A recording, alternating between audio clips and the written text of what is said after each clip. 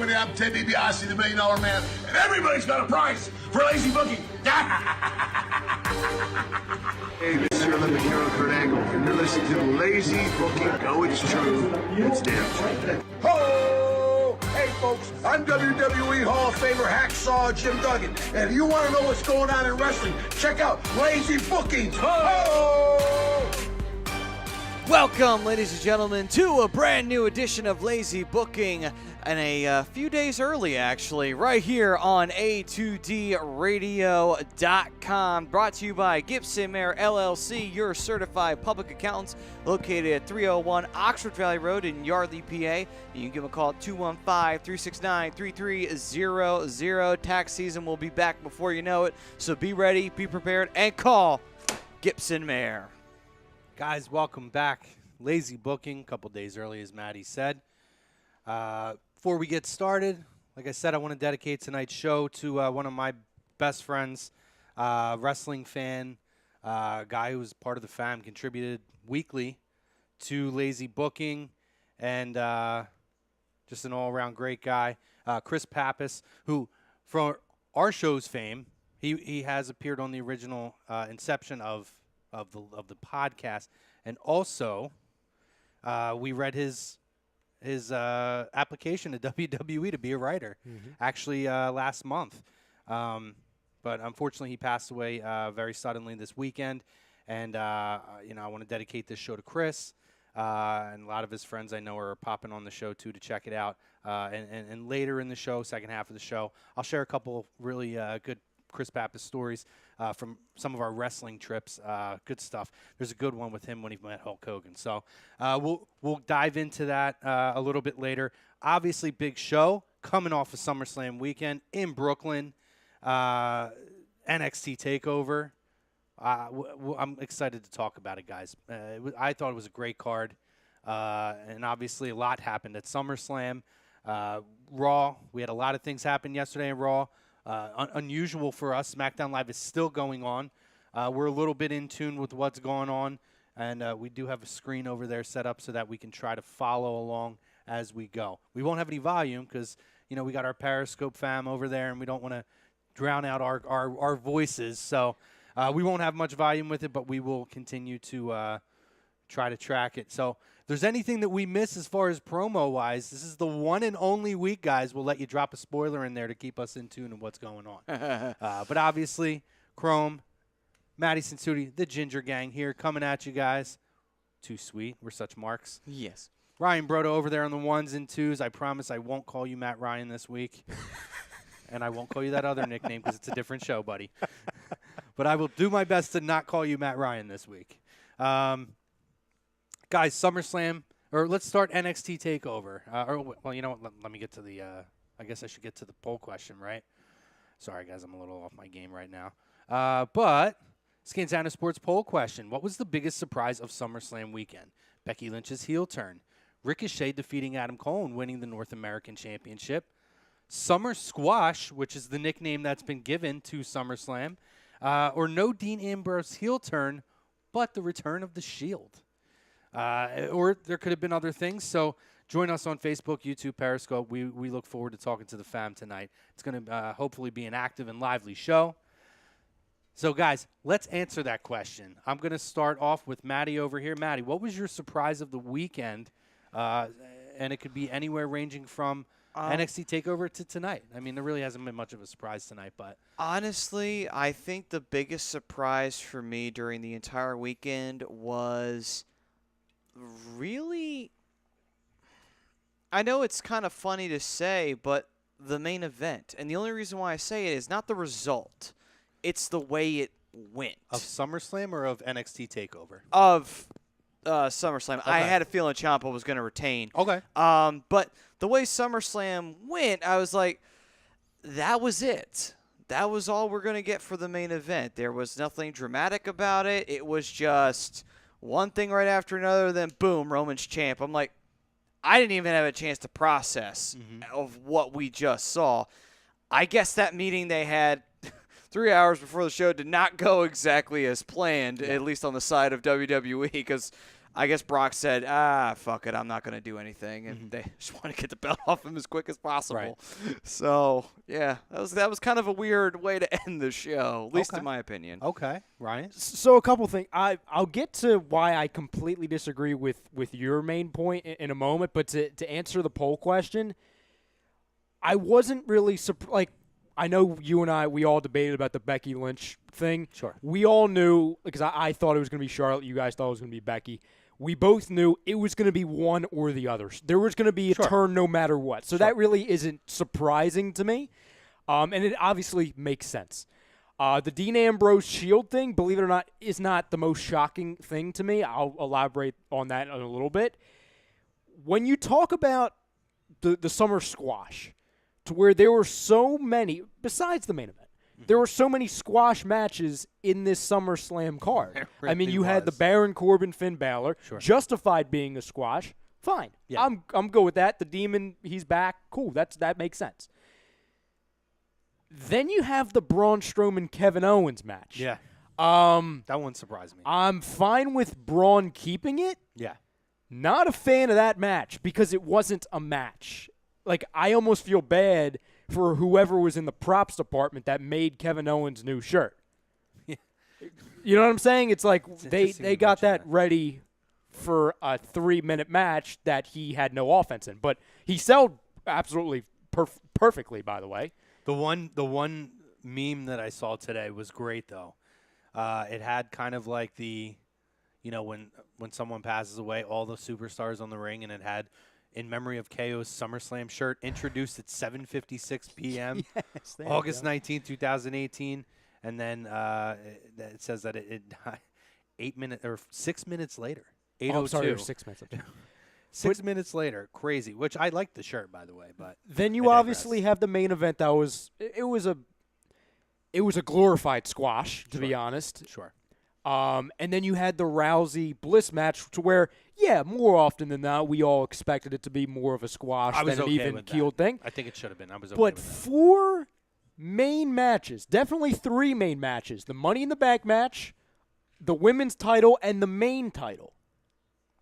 All squashes. That was more surprising to me.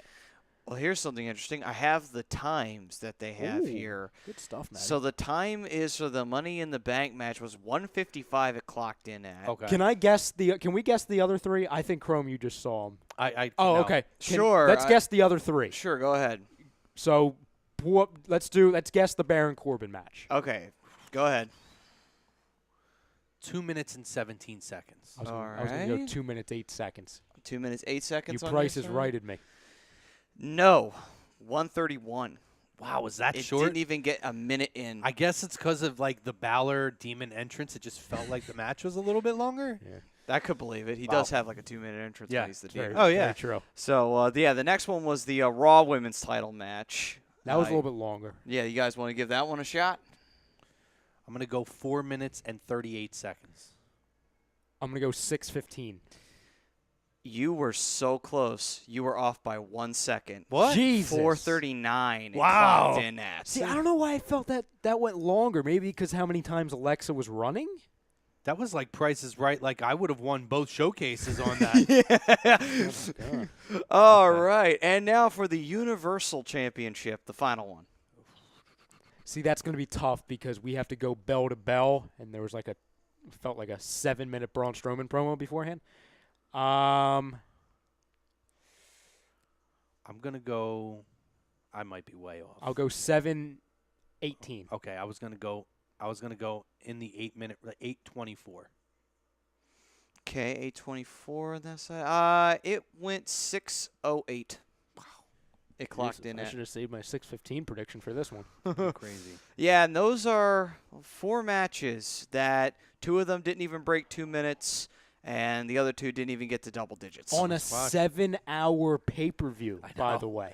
I know, it's crazy. Is it sad? Is that kind of sad when a kickoff show match, one kickoff show match actually beats out 2 main event matches when it comes to time? It's crazy. That's crazy. Before I get to mine, David Roska chimes in. Hello. Hello, David. James Wilder says, yo. Michael Mataraki, Demon Balor. I'll have you read Greg's in a minute because I can't read it. It's too long. Matt Milcarrick says, rest in peace, Pappas. Absolutely. Thank you, brother. And he also says Becky's heel turn. Jay Voci says Joe and Styles DQ was disappointing. What he's asking? I don't find it disappointing. I didn't find it disappointing because it's clearly going to carry on the storyline. Reason I didn't find it disappointing was I thought the execution of everything was fantastic. Yep. I think it brought a different element out of AJ that we haven't seen in a while, the aggression, and it fit with the storyline with the family being ringside, and then the daughter and the wife just kind of saying like stop, and his daughter looked like legit like scared to be near him at that point. But I thought Joe was phenomenal with his promo mid-match. It was almost like the Rock stuff where he would get on top of the table and cut a promo. I liked it. I thought it was really good. And I'm usually not a fan of DQs on big pay-per-views like this. But I think that it has left the ability to go a lot of different directions going forward with these two guys. To be honest with you, I loved it. And I'm not someone who gets overly excited over non-finishes. I hate false finishes. Especially in WWE title matches. Yeah. The reason why I love it so much is because, and we talked about this last week, to where we all know that this is definitely going to be a multi-stage feud. It's going to be a 2, 3, 4, maybe even a 5 long pay-per-view type of a feud. They're not going to be a one-and-done type of a thing. Right. So we all knew this was stage 1 of this feud. Also, we brought up last week Hell in a Cell, obviously. And in recent years, WWE, when it came to the Hell in a Cell match, they've gotten very lazy with it, in my opinion. They're like, okay, you two don't like each other, so here's a cell. This makes very, very, very much sense that this would be in a cell because it's the only thing that can contain them without worrying about anything on the outside. Right. When it came to the interaction of Joe and AJ's wife and kid, I loved it because it made him look absolutely ruthless. Mm-hmm. And he was also throwing AJ all over the place as well, so he backed up his words.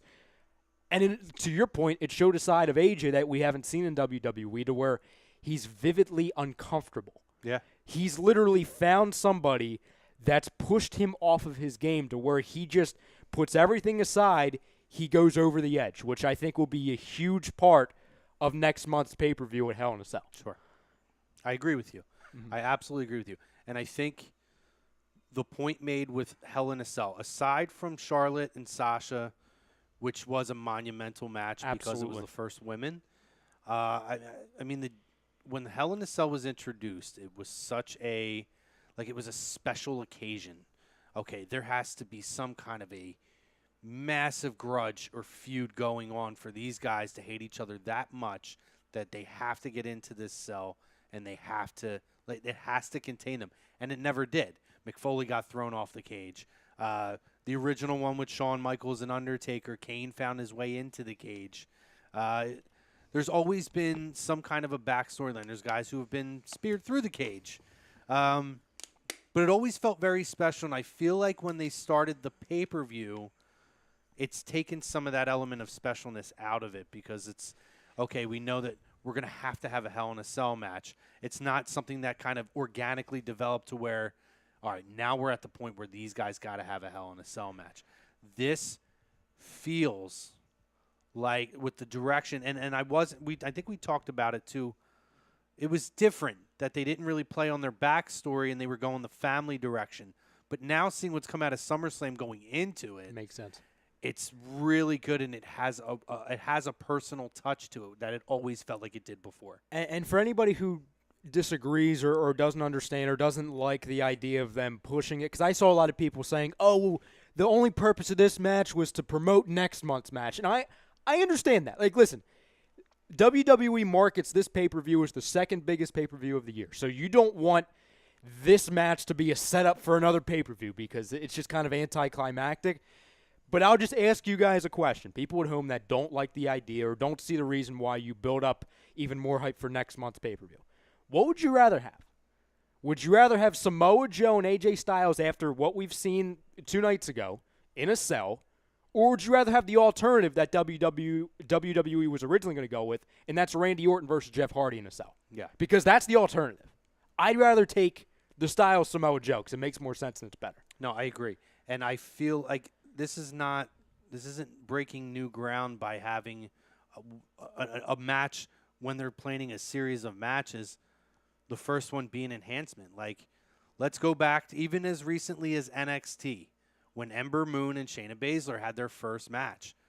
That whole point of that first match was to really just kind of enhance it to the next takeover when they were really going to have the title change and all that. It's not breaking new ground. They've done this before. They did it with Hogan and Andre. They've done it countless times before. I have no problem with it. It just has to be executed the right way. Sometimes they whiff on it. Sometimes they hit it. I think they hit it this time, to be honest with you.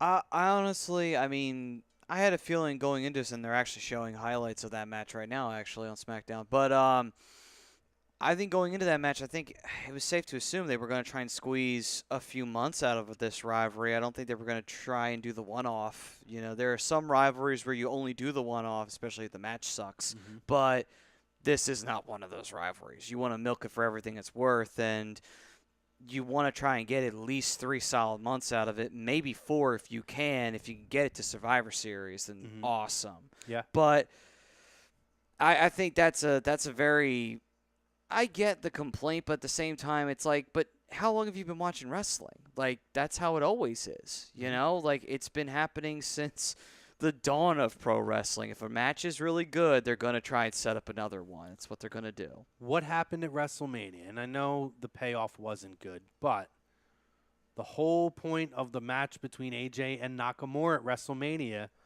was to enhance the story and complete the Nakamura heel turn to then get it to the next phase of the program. It literally just happened. It's not rocket science. It's happened before. Again, there's times to execute it the right way, and then there's times that it doesn't happen. I thought it was great. And I'll compare it to a feud, a very recent feud, a feud that's still going on that I think it mirrors, and I think it's going to follow in next pay-per-view.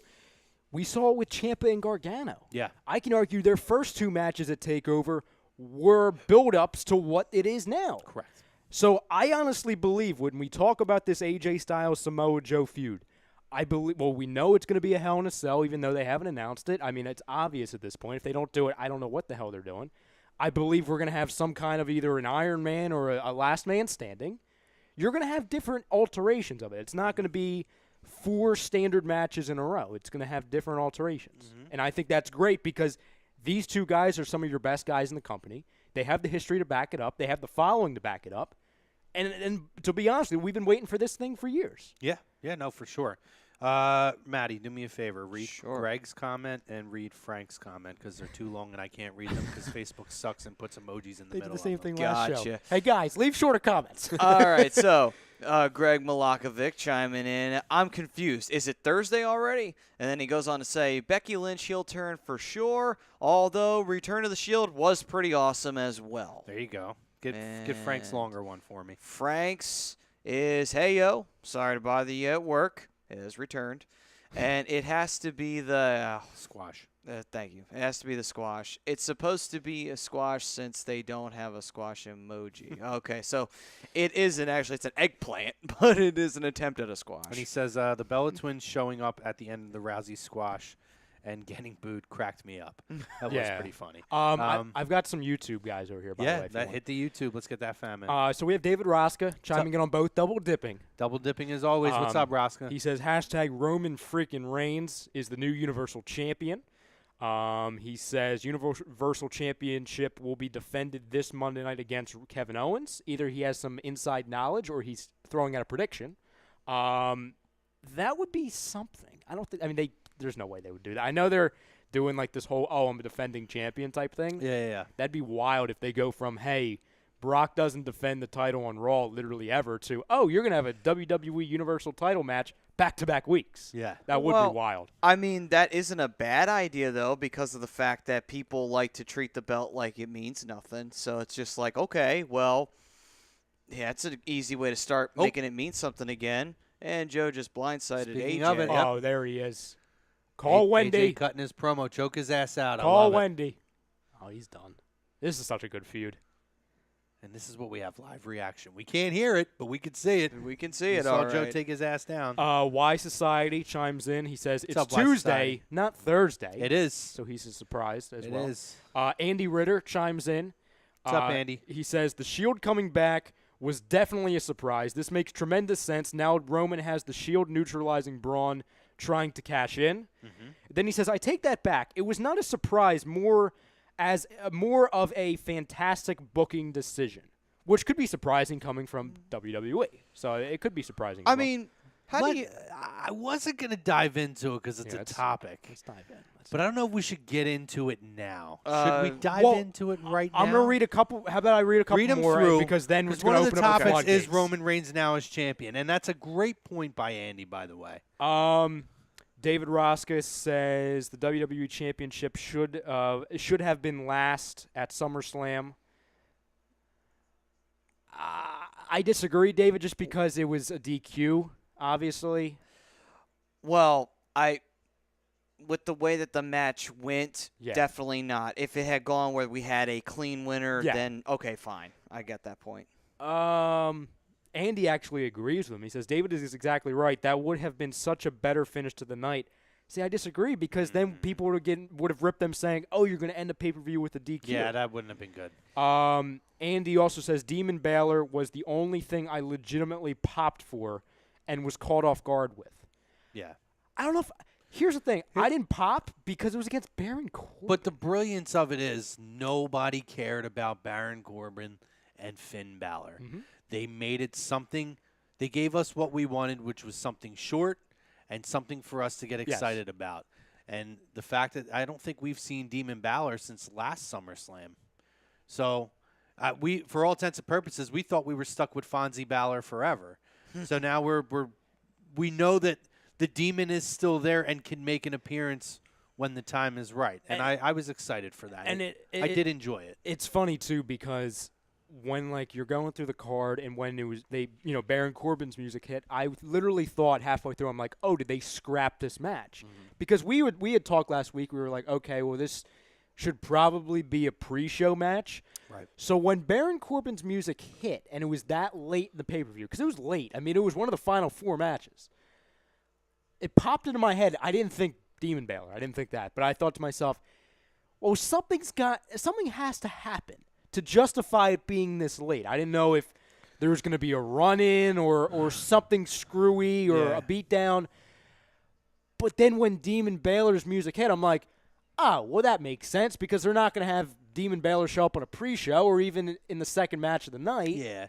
I thought maybe it was just going to be one of those kind of let the crowd kind of settle Breather down. match, a kinda. buffer. Yeah, A but buffer. obviously it wasn't because it got the crowd all pumped up and excited. Mike Mataraki chimes in over on the YouTube. What's What's up, going Mikey? on, Mike? He says Styles and Joe in Hell in a Cell, Orton, Hardy in a TLC match. He's booking, I guess, into the future. That makes sense. Yeah, because I think they got rid of the pay-per-view for TLC. Am I correct about that? I think you're right. I believe they scrapped so. the pay-per-view, which, hey, I'm okay with that too because now I don't expect when it's going to happen. Wait, so they Yeah, that's the one negative thing about making a special match a pay-per-view. It's just It was cool for a little bit. Like, I do like the Money in the Bank. I love that one.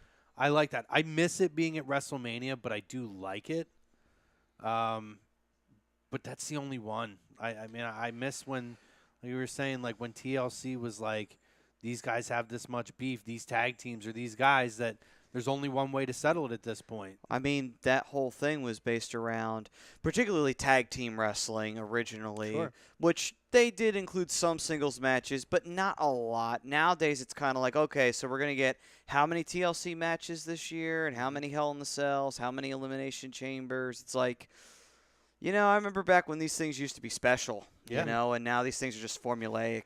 It's kind of boring. Mike also says, was anyone surprised with WWE's subtle reintroduction of blood on both Rollins and Styles, or do we think that they both got busted open unintentionally? I don't I don't think they got busted open intentionally. I think it was just a coincidence, to be honest. Yeah, I don't. Yeah, I don't think they cut or anything like that. I think it just so happened to work out that way. Andy says every time Finn has been in Brooklyn, he has been the Demon. We figured that out Sunday night. That's a good point. And then the final one like I said, I think the last time he was the Demon was last year. Yes. SummerSlam. It was. And that was against Bray Wyatt. No, actually, I think it was Extreme Rules when he faced AJ Styles. He was going to face Bray Wyatt, but Wyatt couldn't do it. That's right. Okay. Yep, you're Good right. point, Mike. And then we have Mike also saying, as soon as Finn's music hit with the heartbeat instead of the guitar riff, I knew the Demon was coming. And he says it was a buffer match, but the Demon held the crowd's attention. Yep. It's true. Yep, I agree with that. I don't want to dive into Roman yet. Okay. Let's get through TakeOver first because there's a lot. Andy, we are definitely going to get to your point, though, buddy, because I got a lot to talk about with that. floodgates. All right, so I'm pulling up the card right now for NXT TakeOver. So NXT TakeOver, it started off with Undisputed Era and Mustache Mountain. Fantastic opening match. Can I say, and I'm so glad they did this, and this was my takeaway. Aside from the fact that Undisputed Era, they're awesome, and Mustache Mountain as a whole, they're awesome as well. Yeah. They went out of their way to make Tyler Bate look like a star again. Oh, yeah. So I know people have been ripping them saying, oh, why are you putting Tyler Bate in a tag team right now? Well, number one, it gives him something to do. They're keeping him on TV, and they're putting him in championship matches. And two, they're holding him out for something really, really big. And that's not 205 Live, in my opinion. No. I think he's going to be a star. Well, first off, NXT UK is coming. Yeah. That's coming up. But yeah, and I mean, right now you have Pete Dunne as your UK champion. So you're not going to take Pete out of that opportunity at this point. He's red hot. And I agree. You need to find something. You want to keep him in front of the audience and keep him fresh so that when they start NXT UK or whatever it is that the next step is, people know this guy's name. And I agree. I thought they made him look I thought they all looked absolutely phenomenal. This, I wouldn't say so, but this was arguably the match of the night. Arguably. It was a great match, and it was great because I had seen Mustache Mountain earlier with Progress when they came to Philly, and they were doing more of a comedy thing on that week. So you're kind of like, all right, how's that going to play out with Undisputed Era? Because Roddy and Kyle are just wrestlers at the end of the day. And so when you get to see Tyler and Trent show what they can do, why Tyler was given the UK title the first time around, it's a great to see when you see a relatively known as a comedy team come out and show that, hey, they got wrestling chops on top of that. So it's always great to see that. Yep. Tyler Bate is like the far superior version, and it's not a shot at the other guy, but he's a far superior version of Chad Gable, in my opinion. And I like Chad Gable, but similar, obviously, size, similar kind of moveset to a degree. I just see similarities. I like Trent Seven, though. Trent Seven. Oh, no, I love Trent Seven as well. I mean, for a dude, not that he's like huge or anything, but for a guy his size, he's really athletic. Mm-hmm. He works really quick and really strong. I enjoy them as a tag team. I think they're a really good tag team. I'm sorry. I'm distracted. I just realized R-Truth is still employed with WWE. I kind of like it. The thing he said about the promo he had 2 weeks ago with Ty Dillinger and Shinsuke and Renee. Yeah. He was talking about, I want to challenge for the United States title. And he says, I'm going to do it the same way. Oh, and then Ty Dillinger said, how are you going to become number one contender? And R-Truth, it was so random, but it's just funny to me. R-Truth says, okay, I'm going to do it the same way everyone else does. I'm going to pin Carmella. Yeah. And it's just it's like, what does that mean? What does that mean? I usually don't like those kind of corny background segments as much, but I agree. I think he's funny because he says the most random stuff. I enjoyed it. As long as they don't bring the little Jimmy stuff back, because that was over 5 years ago. Yeah, little Jimmy was funny for 2 weeks. Yeah. When he went up against John Cena at Battleground. Although that did sell T-shirts at one point. It sure as hell did. Oh, God. But, no, I mean, I thought that was a really great match. Second, what was the second match on the card? It was Velveteen Dream and EC3, right? Correct. Little bit of a letdown, but I think, and I don't think it's a knock on either guy, I feel like And I was having a discussion with my buddies. Maybe their styles just clash, and it doesn't mean that they're not good workers. Sometimes guys just don't have the chemistry. Well, that and also, wasn't this the first time they were facing each other in a singles match? I mean, that I know of, yeah. Unless it was like a house show or something. But I mean, if they haven't faced each other all that much or anything, maybe they still need to get used to each other possibly, and who knows, maybe they have a better Velveteen match. Dreams tights, though, were spectacular with all the hashtags. Hashtag call me Vince, which apparently they didn't know he was going to be wearing those and didn't see him until he was out there. And I think Hunter, tweeted out, you might get a call from Vince, but it may not be the call you want.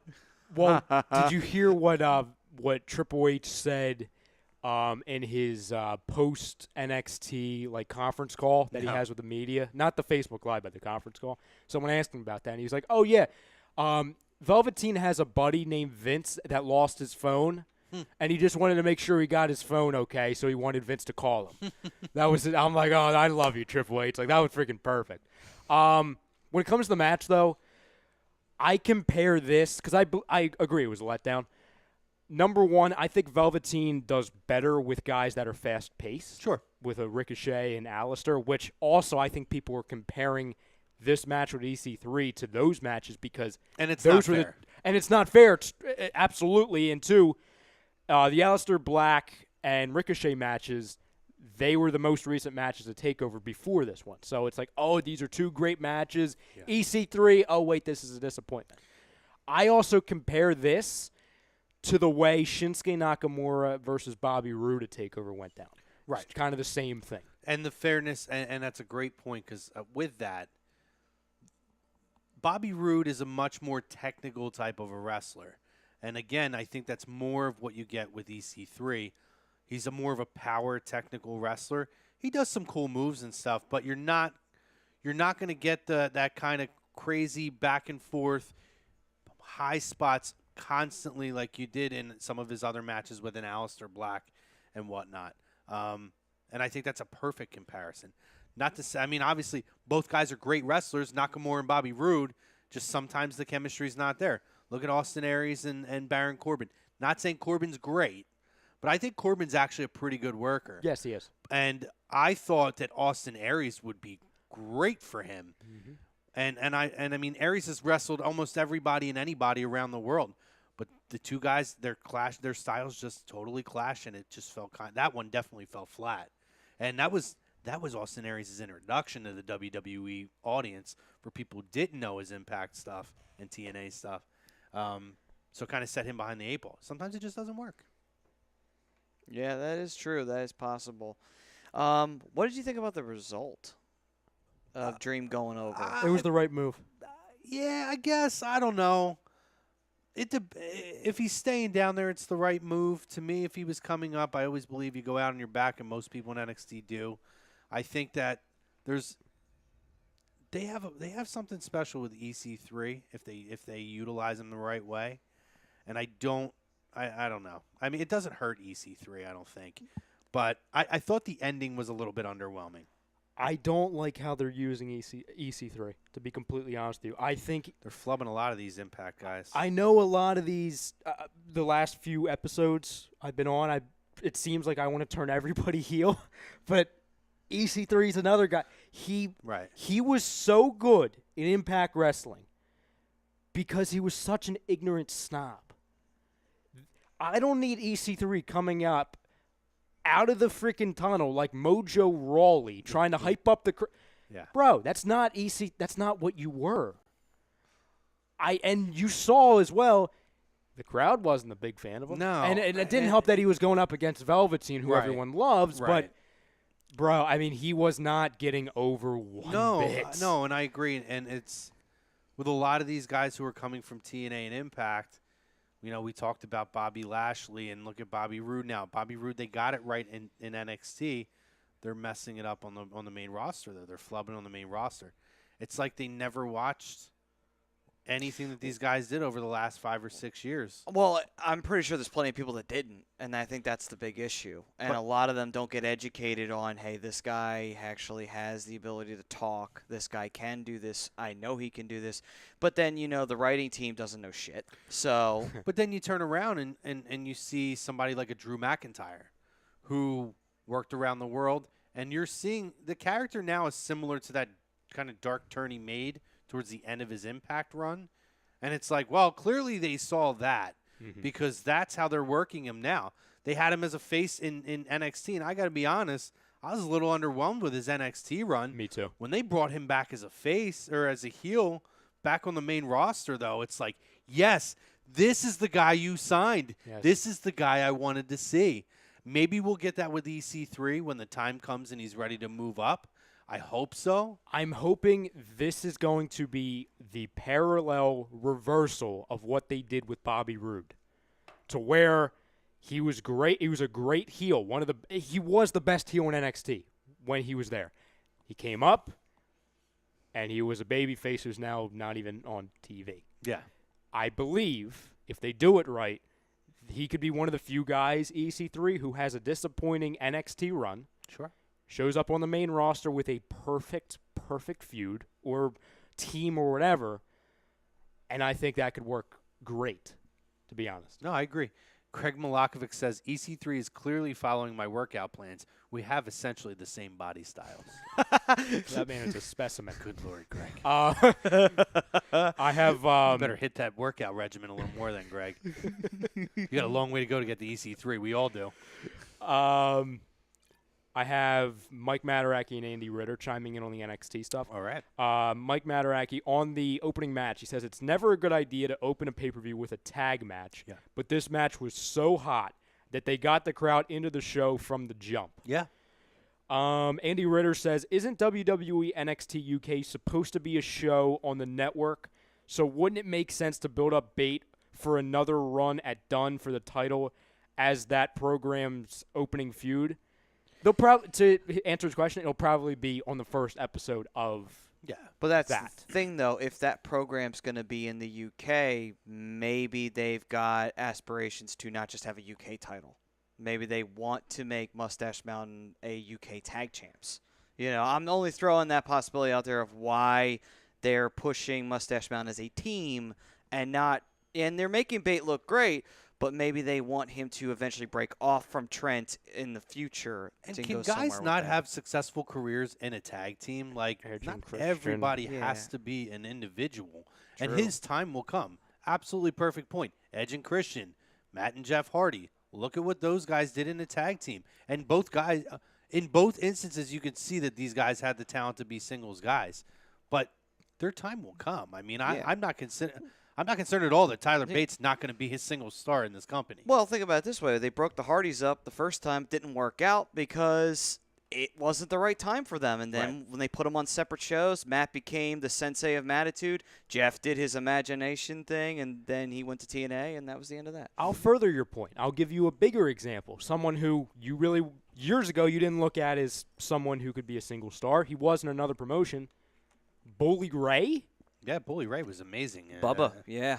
Bully Ray's heel run in TNA, bar none, in any organization at that time period, if you go back and watch it, dude, he was the best heel in wrestling. And he's doing actually a really good – he's doing some good heel stuff in ROH right now, too, actually. You can get a glimpse of it in ROH right now. And can I be completely honest with you? The reason why they had Mustache Mountain in this situation, other than War Raiders and I guess Heavy Machinery – there's no other top-of-the-line tag teams in NXT, except for maybe TM61, but I don't even think they're healthy. Gargano and Ciampa. Whoa. Both guys were singles guys. Everybody loved what they were doing as singles guys. They put them in a DIY tag team. Phenomenal matches. And guess what it did? All it did was enhance the guys so that when the time came to break them up, it created two huge stars. Almost – and I don't know what the future is going to hold for them, but the breakup and the ability to build a monster heel in Ciampa is almost similar to my eyes to when Shawn Michaels super kicked Marty Jannetty because he had absolute blistering heat all over him when he put Marty Jannetty through the barbershop window. Look at Ciampa right now. I could argue at WWE, in NXT, in Ring of Honor, in any company, there is nobody who gets the heat that Tommaso Ciampa is getting right now. And, oh, by the way, unlike the Rockers, they have now flipped it to where they've turned the baby face into a monster guy right now at the same time by having this they're doing this feud the right way. But not only that, too, even when they were a tag team, they enhanced a team like the Revival to the point where that became a massive rivalry that closed out a takeover. And then the Revival got called up, I literally believe, the following WrestleMania season. Of course, their injuries killed them. But still, they enhanced another team that probably would not have been able to, like, they would have taken them longer. Let's just put it that way. It would have taken them longer to get up to the main roster. The time is going to come, and one of them's going to turn on the other. And I think that they're looking to catapult both guys as single stars. But similar to DIY, they're utilizing the tag team first to give them a platform to put on phenomenal matches and build up their names, and then B, give them a backstory so that when that turn comes, they're ready, feet on the ground to start running. And I'm going to say Trent Seven's going to turn heel now, but I kind of could see where maybe it's Bate who does the turn, and then he can work with Dunn, who's a face right now. So That's right. He is a face. So it wouldn't surprise me if they have Bate who actually does the heel turn on Trent Seven, because I think if people are expecting that turn right now, they're probably expecting it to be Trent Seven. Greg says Drew Malakovic. Greg Malakovic says Drew McIntyre will always be a member of 3MB, and I'll never take him seriously. Damn you, Greg. No, it's WWE's writing department. Let's get that right. Good point. Mike Mataraki. I'm sorry, Mike. I forgot about a tag team. I forgot about the Mean Street Profits. I'm so sorry. I'm so sorry. Damn it. I forgot. Andy Ritter brings up a good point, and he takes words right out of my mouth. I'll get to it when we get to the main event of that card. Okay. Going back to EC3, Mike Mataraki says EC3 is still working that Impact style. And then Andy Ritter says EC3 has not had a good NXT match. He is great on promos, but his wrestling is very basic. I'm not saying he is bad, because I enjoyed him in Impact, but what he is doing now is very basic. Well, that actually curtails more towards what Mike was saying. He's working a TNA style match. It's not TNA. Yeah, and that happens where it happened to Jericho. Jericho came over from WCW, and he had to get an adjustment period to him, and people thought, oh, this guy's not really worth it, is he? But then it turns out, no, he was worth it, and then some, actually, at the end of the day. But my issue is there's a spot for everybody. There's the guys who are the workers, the technicians. People love Bret Hart. The guy was the most boring wrestler in the fucking world. I'm sorry. I think Bret Hart, I say it every week, I say it again, is the most overrated big-name star, overrated main eventer in the history of wrestling.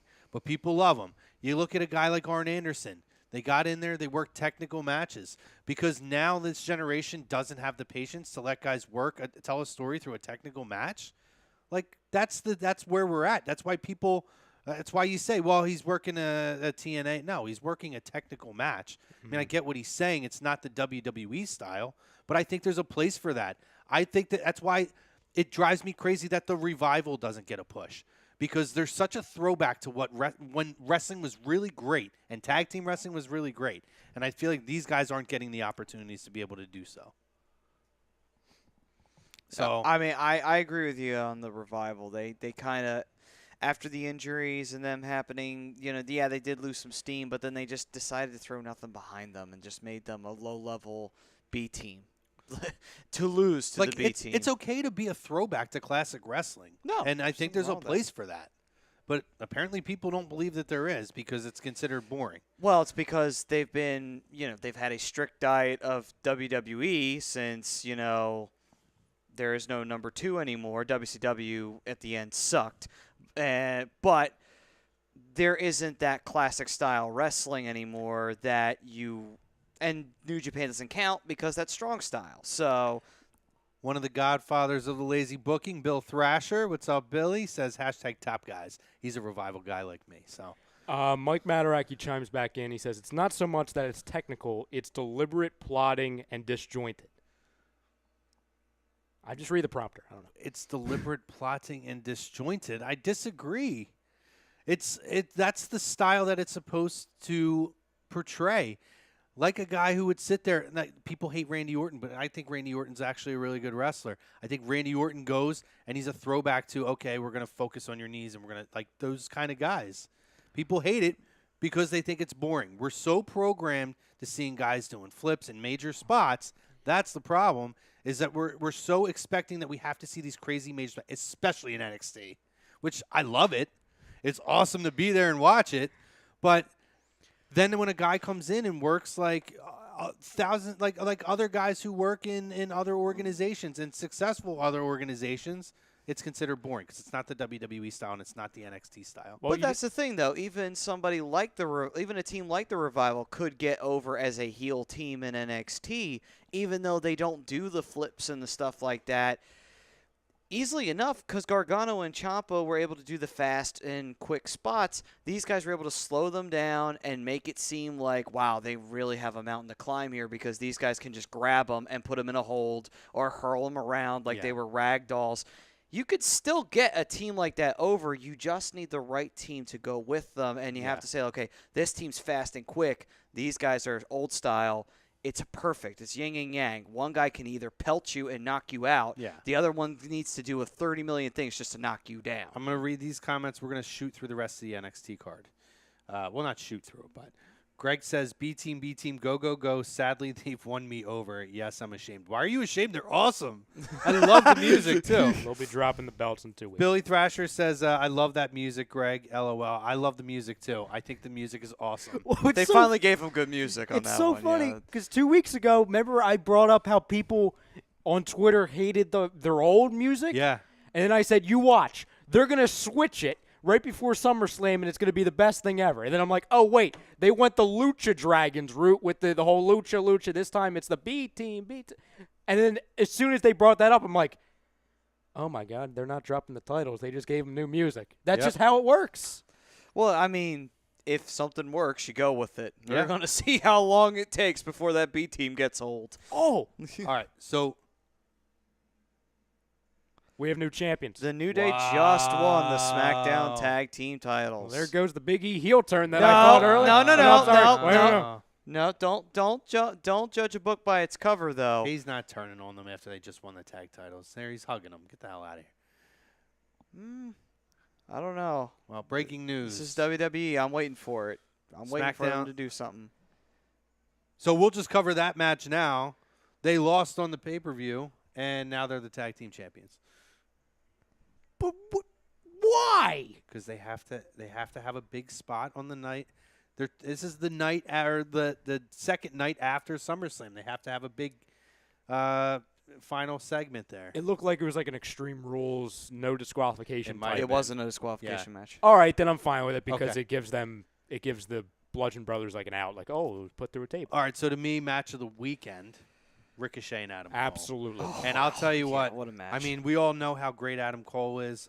If you've watched him, you know how great Ricochet is, but Ricochet became an absolute star on Saturday night without question. That match was everything and anything you could have had. That NXT style, boy, you got that shit in spades. Absolutely phenomenal match between these two. You know, the weird part is it says it's 15:21 it clocked in at. It flew right by because I was having so much fun. I was locked into that match, and it was gone just like that. I was like, that was a 15-minute match?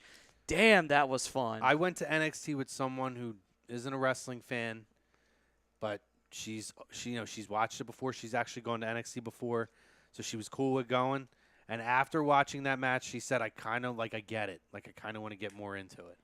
Like, that match swayed her. So when it comes to that match, I'll tell you a quick story. So my favorite match of all time, and this is a weird one, but it's true.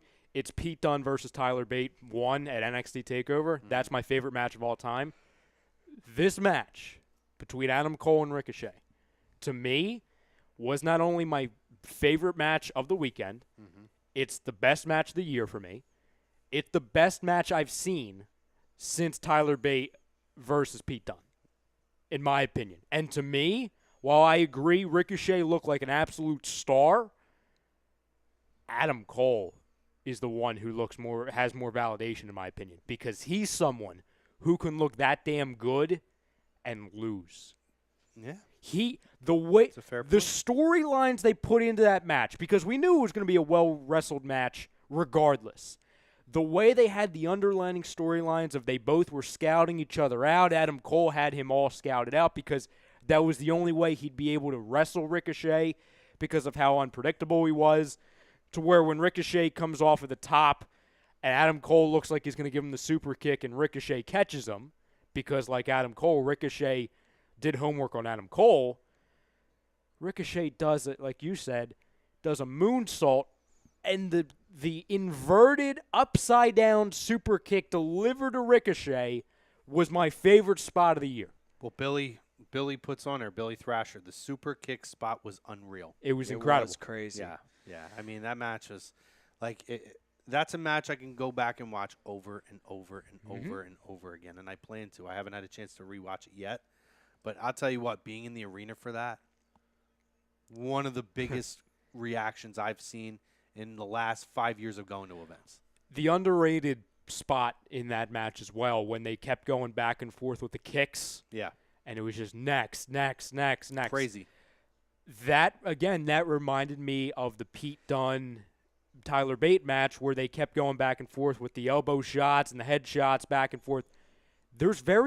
Not every match can do that, to where they do it to that degree, and the crowd gets louder and louder and louder and louder. I'm telling you, it was phenomenal. Now, the really interesting thing about it is now that Cole's dropped the North American title, what I'm wondering is that obviously Ciampa's still champ, but do you think that it's somewhere down the line, if Ciampa loses that belt to a babyface, do you think Cole would be next in line since he is heel currently? I don't think that Adam Cole needs to win the NXT championship to go to the main roster. Agreed. I feel like Adam Cole may be a guy who at Survivor Series they'll probably do the rematch, and then NXT Takeover the weekend of Survivor Series, and then I could see him being a Rumble entrant. Yep. And possibly taking off from there, or they bring him up after WrestleMania. I don't think he necessarily needs to have the NXT title to validate his NXT run. Oh, no, he doesn't. Right. But I'm also wondering, too, like, do you see them, if they're going to go that route, do you see them bringing up all of the Undisputed Era or just Adam Cole? I think that when the time comes, they're going to bring them all up together. I was thinking that. I was hoping that you would say yes to that. Yeah.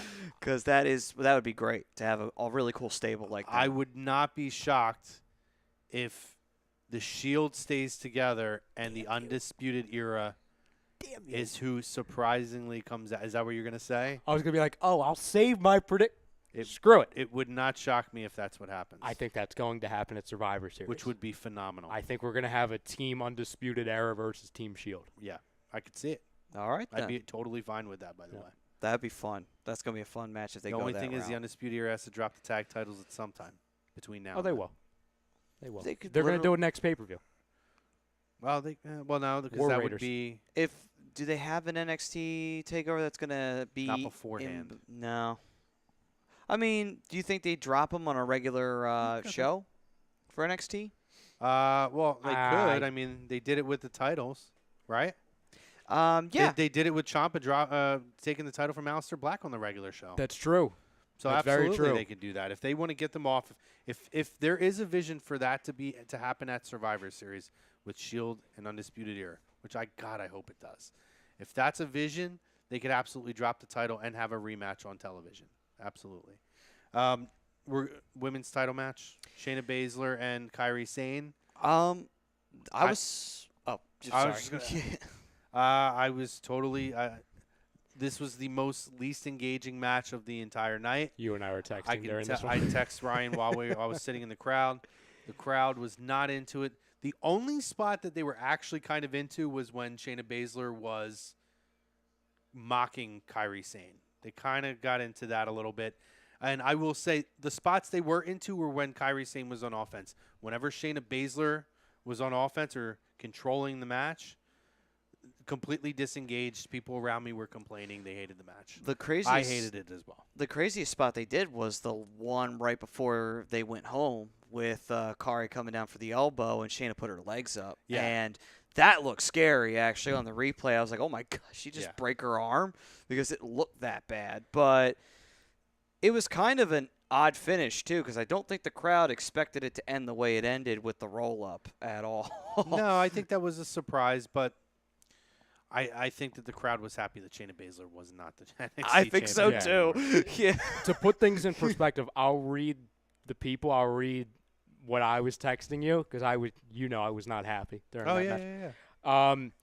So you brought up how you were over Shayna, and then Yeah. I said right as Kairi's coming out, I love her, by the way, but I said the pirate gimmick's just not working for me. But you and I both agreed that if there's anyone that could pull it off that's not Paul friggin' Burchill, it's Kairi Sane. You know what I mean? I don't even think Paul Burchill really pulled that No, off, but to I be thought of a honest pirate, with and that's the you. last guy I thought of. I'm surprised I even thought of him, to be honest. Hey, I'll give you that one. You Oh, at least thanks. I remembered him. appreciate it, Maddie. Then I went and I said, hey, Shayna, could you properly sell a punch one time, please? Yeah. The blocking. I mean, you're an MMA fighter. Can we just get the blocking right, please, one time, Shayna? I mean, is it She's sad brutal. to say Shayna's been trying to be a wrestler for how long, and her bud Rhonda got it down in less than a month? That's the argument I've been having. Yep. People want to make excuses for her, and my excuse is there is no excuses. She's been working long enough. They have a similar background, a similar experience as far as what their fighting style is. Why can one get it like that and the other one can't get it? She looks just as green now as she did when she came in. Yep. I don't care what kind of promos she cuts or how she comes in and her attacks look cool. In the end, you got to get in a ring. You got to put on a match to tell a story. She sucks at it. It's terrible. I can't stand her. So I'm happy at the end of the day that Kairi won. My whole thing is I have no idea who she's facing next. Well, there's have probably no going to be a rematch. Well, we have the Mae Young Classic winner. Yeah, but I'm saying agreed because the timeline is perfect, obviously, and the next time she's going to go up against a new opponent, it's probably going to be against the Mae Young winner, which is probably Lo Shirai, correct? I would imagine it's going to be I her. mean, it depends. We'll see. I mean, it could very easily be, but you never know. My whole point, and just to keep it short and sweet, I worry about the long-term timeline of that division because if it's not Lo Shirai, if you get past that, who's next? It's not like before where you had people waiting in the wings, especially heels. Well, so I think that because I believe Nikki Cross is going to come up soon. Yes. So I feel like the Mae Young Classic is really stacked this year. It is. And I believe that they are going to sign a lot of talent out of that and create a lot of new stars and fill the pipeline. Madison Rayne, I definitely think is going to get signed. Madison Rayne. She has to. She has way too I mean, much if we're going by experience now, too. people just in Impact, first of all, Mia Yim. I love Mia Yim even beforehand. I thought Mia Yim should have, unfortunately she had the major knee injury this year, though, after. But Mia Yim coming up. I do want to touch on this real quick. So when we were reacting to the SmackDown Tag Championship change, Andy Ritter brings in a great point. He says the Bludgeon Brothers dropped it due to the Rowan injury. Rowan got injured last night. He tore his bicep. Oh, didn't know that. So Okay. there we go. Did not There know you that. go. Okay, then. So, Fair breaking enough. news right there. Thank you, Andy. Thanks, Andy. But I think that there's going to be a lot. I like Sienna. I think she's going to be good. Yeah. I like Mercedes Martinez, who was competed in it last year. I think they're going to give her a strong run. I think there's a lot of really strong names in it this year. I like, by the way, someone who's going to come up through the wings. I definitely know they like her. Bianca Belair. Yes. She could be that heel. Yeah. I definitely absolutely. think that would be really good. I know we're pushed up against the time. So what we'll do, we'll save the main event because I know we want to get a little more in Ciampa Gargano. We'll go to that second half of the show. We'll go SummerSlam. Interchanging with SummerSlam, I'm sure we'll be throwing in some of the reactions from Raw and SmackDown. So we'll do that, and then I'll talk a little Chris Pappas on the other side. So Maddie's going to give us a read. All right, then. This brought of Lazy Booking was brought to you by Sports Outlet for all your sporting needs, located at 703 Black Horse Pike in Glendora, New Jersey. You can give them a call at 856-939-2030. Email them at sportsoutletnj@comcast.net or visit them on the web at www.sportsoutletinc.com. Thank you to the Facebook fam. Thank you to the Periscope fam. Guys, click the link at the top of the page. There is a link to get you over to over to YouTube, for the second half of the show. We're going to continue to talk to the fam over there. YouTube fam, thanks for sticking with us. We'll see you guys in a couple of minutes.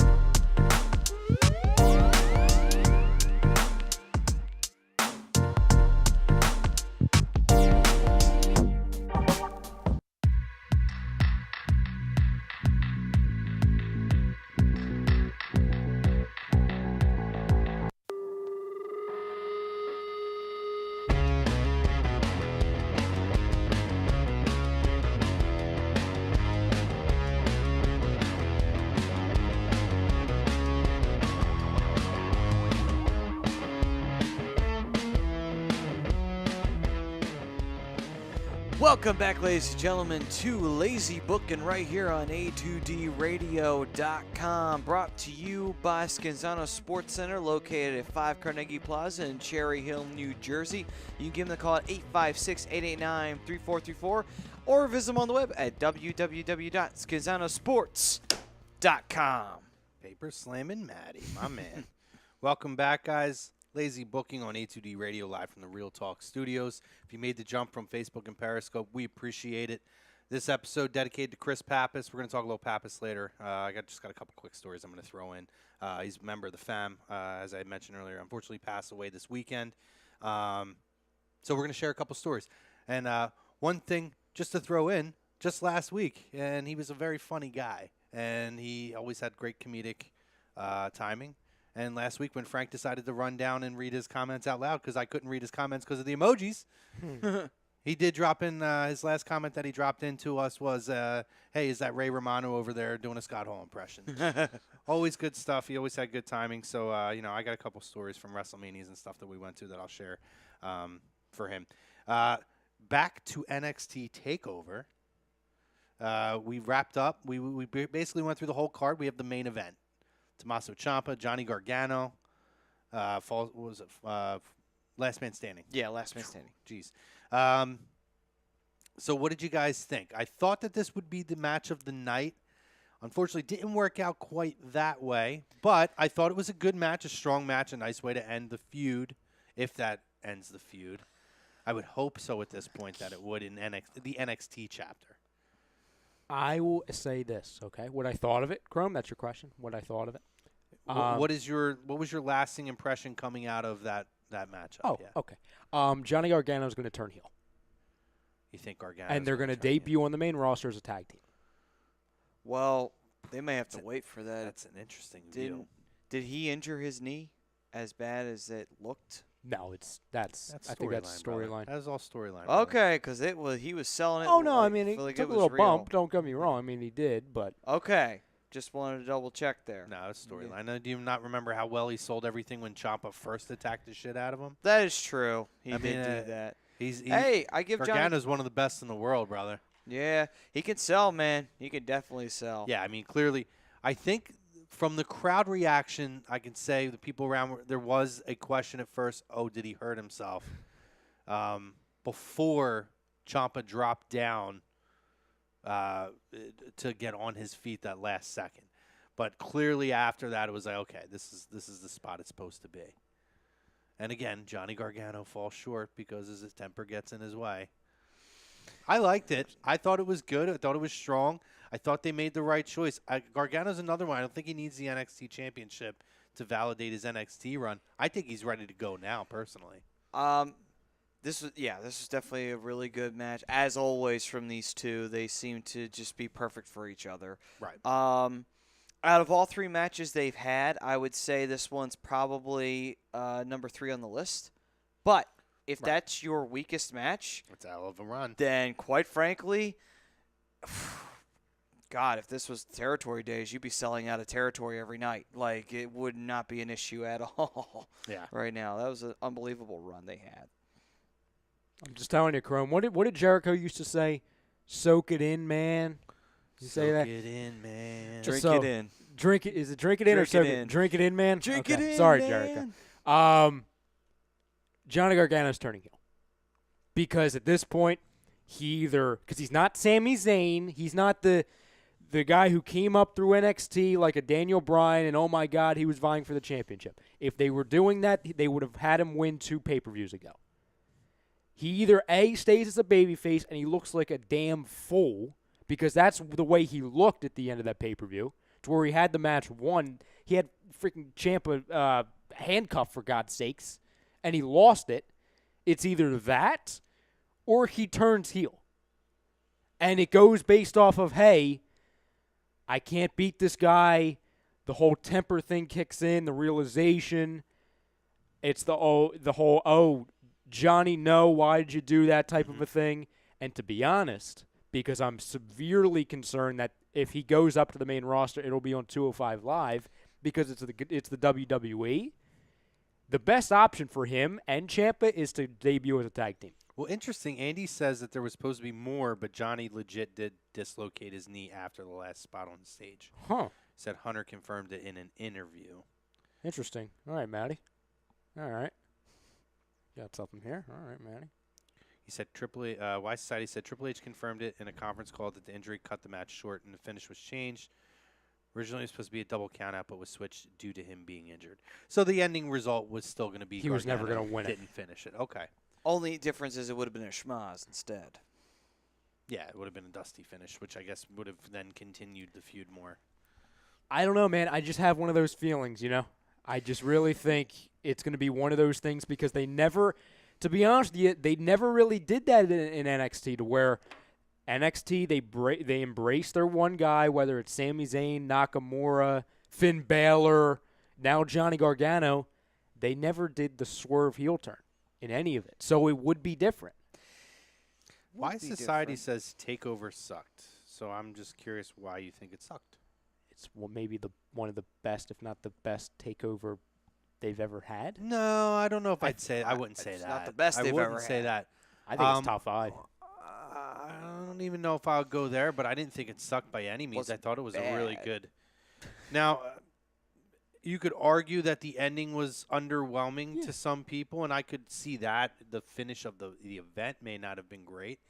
And EC3, Velveteen Dream may have been a bit of a disappointment. You knew what you were going to get with Shayna Baszler and Kairi Sane. So, to me, it is what it is. But I don't know. He said, I don't see the crowd booing him. Oh, he's talking about Johnny Gargano. I mean, that's the thing, No, they though. would The never crowd boo him. doesn't boo anybody at this point. They boo all the, or they cheer all the heels. But again, I can argue the best time to turn someone heel is when they're at the highest in popularity. Well, hold on, though. Fair point. Now, they could do this route since it is NXT. Now, they don't have to have the belt get involved at all. Ciampa could lose the belt whenever the hell they have them drop the title. You can play up Gargano being injured or being a broken man because he can't beat Ciampa no matter what he does. Ciampa goes up to the main roster, but Gargano does too. And Ciampa wins a belt. Could be the Intercontinental, could be the U.S. Doesn't matter what belt it is. And that's the belt Johnny beats him for. Well, that's kind of what we've been talking about with Finn Balor and Seth Rollins. Can't get over the Intercontinental title hump. Finally does it when it gives Seth the title and then have him get over it on that. But it definitely would be something interesting because you actually let it breathe out. Whereas the Finn Balor one, they did let it breathe out, but almost to the point where it's just like, okay, so they're really not planning on doing this at all. You can still do that with Johnny and Ciampa. It doesn't have to be a main event. It could be something very exciting, though, on the main roster where it's like, holy shit, they actually made this match better than the main event match. Completely steal the show. Here's the problem with that, Matty. And while I agree with you, that would be a great way to go. Here's the main problem. It's not like you have Ciampa and Gargano going up to the main roster and Triple H, the same man who's running NXT, is running the ship up in the. You have two separate ideas of what a superstar means to the company. Yeah, so I know, because Vince is still Vince alive. can view Johnny as a small guy like a Daniel Bryan that you can't take him serious. They can view Ciampa as a mid-card at best heel. Or hell, they could view him as a babyface. I mean, this is the way Vince works. We've seen it with so many guys. I'll mention Tyler Breeze. Tyler Breeze looked like the next Dolph Ziggler on the NXT roster. Comes up, they make him look like a joke. Is it sad to say, though, that I kind of wish I'd wake up in the morning and find out Vince McMahon died? Oh, God, Matty, Jesus. Because honestly, because it's just like, this is the reason why this shit happens. Like, they just WWE this shit. And let's just say we want to wake up and he retired. Fine, Matty. we'll go with Jesus that Christ. one. All right, that's a little harsh, but it's just like I apologize. It's a little harsh, but by God though, Vince McMahon has taken how many stars and he's WWE'd them, and they're terrible in that limelight. Bobby Roode is the obvious example there. Somebody that was a great heel, a classic heel. You could build easily around him on a heel. They decided not to do that. They didn't have him do anything with AJ Styles. And AJ Styles is a babyface. I'm like, he could have had some great matches with AJ. These guys have wrestled each other before. And one could work heel. The other one could work babyface. It just doesn't seem like it's a bad idea. But apparently to Vince McMahon's, I would assume, senile-y induced brain, he thinks that Bobby Roode has to be a babyface for whatever reason. I don't know. It's just sometimes I just wish Vince McMahon was not the man in charge and that Triple H was the guy who was calling the shots up there. But, oh well, we got to wait till Vince goes away for that. Really is a shame. Well, listen, it's a different product. Exactly. It just is what it is. And certain things, I don't even think it's necessarily Vince. No. When you have something like, and I'm going to be one of the first ones to say it, I think Velveteen Dream's gimmick is not going to go over on the main roster. No chance. I don't think it's going to have anything to do with Vince. Certain gimmicks in that kind of a smaller, closed setting or in spurts of it, like at NXT TakeOvers where you kind of give it that one shot to breathe, it works. Enzo Amore, to me, is a perfect example, right? You don't see it every week. But when they were in NXT, that whole entrance and shtick and soft and all that, it was great. It was entertaining. It was refreshing. But when you got to see that over and over and over, it just didn't work. I love Velveteen Dream's entrance. But when you talk about Velveteen Dream doing that slow, methodical thing every time he comes to the ring, I guarantee it's going to wear on people seeing it. It's overexposure at some points. Yeah, and you're right on that. Some gimmicks won't transition well. However, though, somebody like a Ciampa and Gargano has the potential to transition over well. I just think that, and Bobby had a great chance to transition well, and they fucked that up. Good chances are they could fuck up both Ciampa and Gargano when they come up. It's like, I don't think they will. I hope they don't. No. I really hope they don't. But it just seems like that's unfortunately have become an habitual thing nowadays where they come up to NXT and then they just are ruined as time goes along because they don't book them properly. Chrome, read. Do you have the YouTube chat up? I do. Read Why Society's comment because I completely disagree. Or do you want me to read it? I got it. Not his most recent one, but the one before Mike. I didn't like it because most of the matches happened before and most of the spots were all reused. So it felt like I was watching an old show that I have seen before. There was only one match that had ever happened before in that card, and that was the main event. Everything else. Well, no. You had the women's match, and you had the tag match. But none of that happened in a takeover forum. Right. That's my point. You know what I mean? Like, sure, it could have happened in a Mae Young Classic. It could have happened in a UK event. It wasn't a televised thing. You never saw Ricochet and Adam Cole before, which ended up being a Match of the Year candidate. Sure, you saw Gargano and Ciampa, but that's one of the best feuds of the year. Right. You've never seen – well, first off, the tag match was the final payoff to basically a buffer match. It was the payoff to what was happening in the UK. It was also a way to kind of promote the up-and-coming UK product, so it was a 2-for-1 fold. Also, it was a buffer match for what's now going to be the War Raiders versus – Undisputed Era, so it was a time filler, mind you, a fantastic tag match. Oh, yeah. Shayna Baszler, Kairi Sane, I know we saw it in Mae Young Classic, but it never involved a belt. Right. No, I agree. I think it was different. And then, I mean, what you saw with Ricochet and Adam Cole was something special alone right there. Yeah. Mike Mataraki gave you a new gimmick, #MorbidMatt. Why Society says, I see Roderick Strong taking the North American title from Ricochet and Fish getting back with O'Reilly. O'Reilly and Fish are the tag champs and Cole win the NXT title. I could see that. Yeah. And have Undisputed Era just take over the entire title picture, which I think would be pretty cool if they did that. I don't think Adam Cole needs the NXT title, Nope. but if they were to do that and kind of have them kind of run roughshod over NXT for 6 months before they come up, I think that would be pretty awesome. I would be down with that. Now, does that do it for NXT? Yeah, that's it. That was the main event. Yeah. So let's hit SummerSlam. All right, then.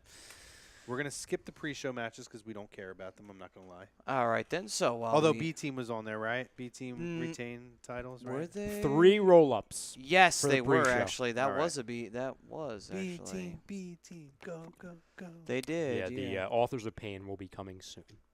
I'm sure. I've been saying it for 6 months. I'm still waiting. Seriously, I say it every week. Authors of Pain. Still haven't seen them. They're still working with Titus Worldwide, which bizarre that all of a sudden now they're having like little innuendos that there's something going on with Apollo Crews and Dana Brooke behind Titus's back. He's not focused now. I digress, though. Let's go to the first match. Interesting story that I will bring up about Titus, though. I don't know if you guys saw this. SummerSlam weekend, they did a signing, Titus and Apollo. And a fan came up, and Titus asked the fan, "Are you going to SummerSlam?" And she said, "No, unfortunately, I can't afford tickets." So he took money out of his wallet, Oh, wow. gave her money, and said, "Go buy tickets," and she bought tickets for it. Oh, my And God. she tweeted about it, thanking him. That's cool. That's really cool. Titus is a good man, Yes. and props to Titus O'Neil for doing that. Did not have to do that. Literally just sitting at the table, took the money out of his wallet and handed it Yeah, to the woman. and said, that's "Go cool. buy I did not tickets." know that.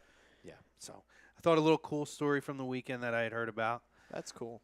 So, Let's go. Yeah, so let's dive in. Let's run down the card, Maddie. All right, so the WWE Intercontinental Title match to start the show off. Seth Rollins with Dean Ambrose in his corner against Dolph Ziggler and Drew McIntyre. Rollins wins and once again reclaims the Intercontinental Championship. I was shocked by this, but I guess kind of hearing after the fact, maybe not so much. I was shocked that we didn't get a Dean turn, and I was surprised with Rollins regaining the title. But I have read, if you guys may have heard about this, that Dolph did not re-sign his contract. oh, So apparently Okay. a contract was presented to him before the pay-per-view, and he did not re-sign the contract, and he's been tweeting kind of cryptic tweets that he's leaving, and it seems like it's legit. Oh. So It finally he may happened. be finally stepping away from WWE. well, you know what that So means. that'll be something to keep an eye on. Mr. All right. Drew, it's time. Well, I think Dolph Ziggler is going to go to Impact. That's Yeah. probably where he's going to end up now. Oh, yeah. Mike Mataraki says Dana and Apollo equals Brazzers. It's so true. Y Society says, I'm really enjoying this AJ Joe feud, and the match was great. Andy Ritter says, I called the Brie Bella, Daniel Bryan versus Maurice Miz match being set up. I think they're going to have Brie Bella and Maurice at Evolution, is it, right? That's the name of the pay-per-view. I believe Yeah. I believe you're going to see that then. But, yeah, they'll probably have a mixed tag with them as well. All right, then. So that explains why the title changed hands, why Seth Rollins won the belt. And Yeah. Y Society says SummerSlam was the best main roster pay-per-view of 2018. I'd have to go back and really recap them, but I think that there's an argument for that. I liked SummerSlam. I thought it was pretty Yeah. good. And you know how doom and gloom I've been about the pay-per-views over the last few months. Before we move on, I will say on the Intercontinental match, I wasn't surprised off of the finish with the title change. We argued for like an hour last week about that. Yeah.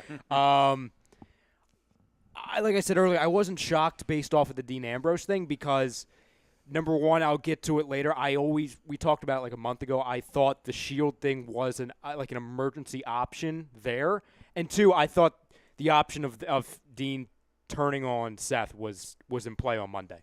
And we'll definitely dig into that because Yes. I have my opinions Yes. on that for sure. So depending upon, though, Dolph's length of contract, I guess either we're going to A, not get a rematch or get a rematch sooner than we expect, or Drew's going to turn on him like that. I'll go with the latter. Yeah, it's going to be one of the three, something like that. Yeah. What's the next one, Maddie? So the next one is the SmackDown Tag Team titles. The New Day, Big E, Xavier Woods with Kofi in the corner against the Bludgeon Brothers for the Tag Team titles, which ended in a DQ. Which, we see the payoff now. yeah, we can kind of move on quick from this. We've seen the payoff. Apparently, Eric Rowan got injured. What did he tear his bicep, I believe was said. So thank you, Andy, for giving us that information on that. We appreciate it. And the New Day's your new tag team champions as of the closeout of SmackDown. So we'll see where that goes now. We'll see what's going to happen with the Bludgeon Brothers. Kind of sucks for them because I still think their gimmick is extremely corny, but they've been really good in the ring. Yeah. They've been really impressive. Yep. And both guys seem to be in the most phenomenal shape they've been in their entire careers. So we'll see. And I hope that Rowan isn't seriously hurt and he can bounce back pretty quick. All right, then. On to Braun Strowman's Money in the Bank case on the line the squash match between him and Kevin Owens, Braun retaining his Money in the Bank.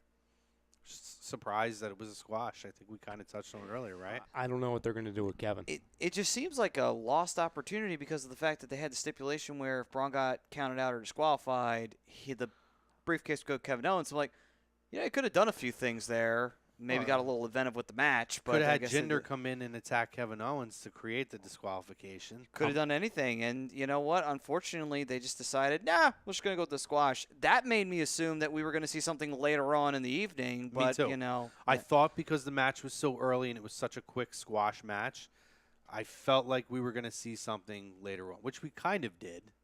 Not exactly what I thought we were going to see, though. I might have a feeling that Kevin might be ready for a break. You know how they go through a couple breaks. Obviously, maybe this is it's much needed, and I'm hoping. What's the extent of Sami Zayn's thing? Not to. Oh, he's is out it? Is for it a a while. long term? Yeah, Okay, it's a long injury. I think it would make sense if they take him out for a couple months or even a month. Just reset. Come back, and then we can see what he does then. But now, there's nothing. I'd like to see KO take a little bit of time off, couple months, and then come back as a face. I could think also he needs to refresh. I could also see them doing a thing with Lashley and Kevin Owens. I think that's next. Could to be. Honest. Could be. All right. So next on that we got for the SmackDown Women's Championship in the triple threat match, Charlotte Flair regaining the SmackDown Women's title in the triple threat between her, Becky Lynch, and Carmella. The surprise was that the title changed. I actually thought Carmella was going to squeak out. So did I. With the whole Becky and Charlotte thing. So did I. I thought that they were going to kind of save this. I think we talked, and it could still happen. I still think that Charlotte drops the title before Rumble and wins the Rumble and then challenges Ronda. But up until then, I'm surprised. It kind of happened how I thought it would happen in the sense of Charlotte would break up the disarmor when Becky had the disarmor on. I thought then Charlotte would somehow get rolled up by Carmella or whatever it was another roll up. But I thought something would happen there. Carmella would squeak out, and then they would kind of be in the ring, and then pretty much how it played out is how I thought it would play out. It was just the actual result. So that was the surprise for me. We'll see. The feud looks hot, though. We were just watching. It's one of the segments we got to watch on our break, man. Becky cut a really great promo tonight on SmackDown, and Charlotte coming out, I loved it. And this was the other part of the pay-per-view that we all debated a lot last week because obviously my prediction was Becky wins the title, but Charlotte then turns. Yeah. We all agreed whether or not I said, like I said, I was running with Charlotte heel turn. We all agreed, though, that the Becky heel turn was the right move. Mm-hmm. I love that they did it, clearly, after seeing what she did tonight. It's a shame, too, because if that match turns out the way I thought, it's a clean sweep all weekend. So that literally just stopped me right in my tracks. You were close, brother. I was Wise close. Society says, I like this Becky heel turn. He says KO versus KO versus KO, Owens versus O'Reilly versus Ono. He says, Nitro Freak says SummerSlam was garbage. I disagree with that, buddy. I thought it was a pretty damn good pay-per-view. I mean, there were surprises, but it was pretty good. I liked it. And,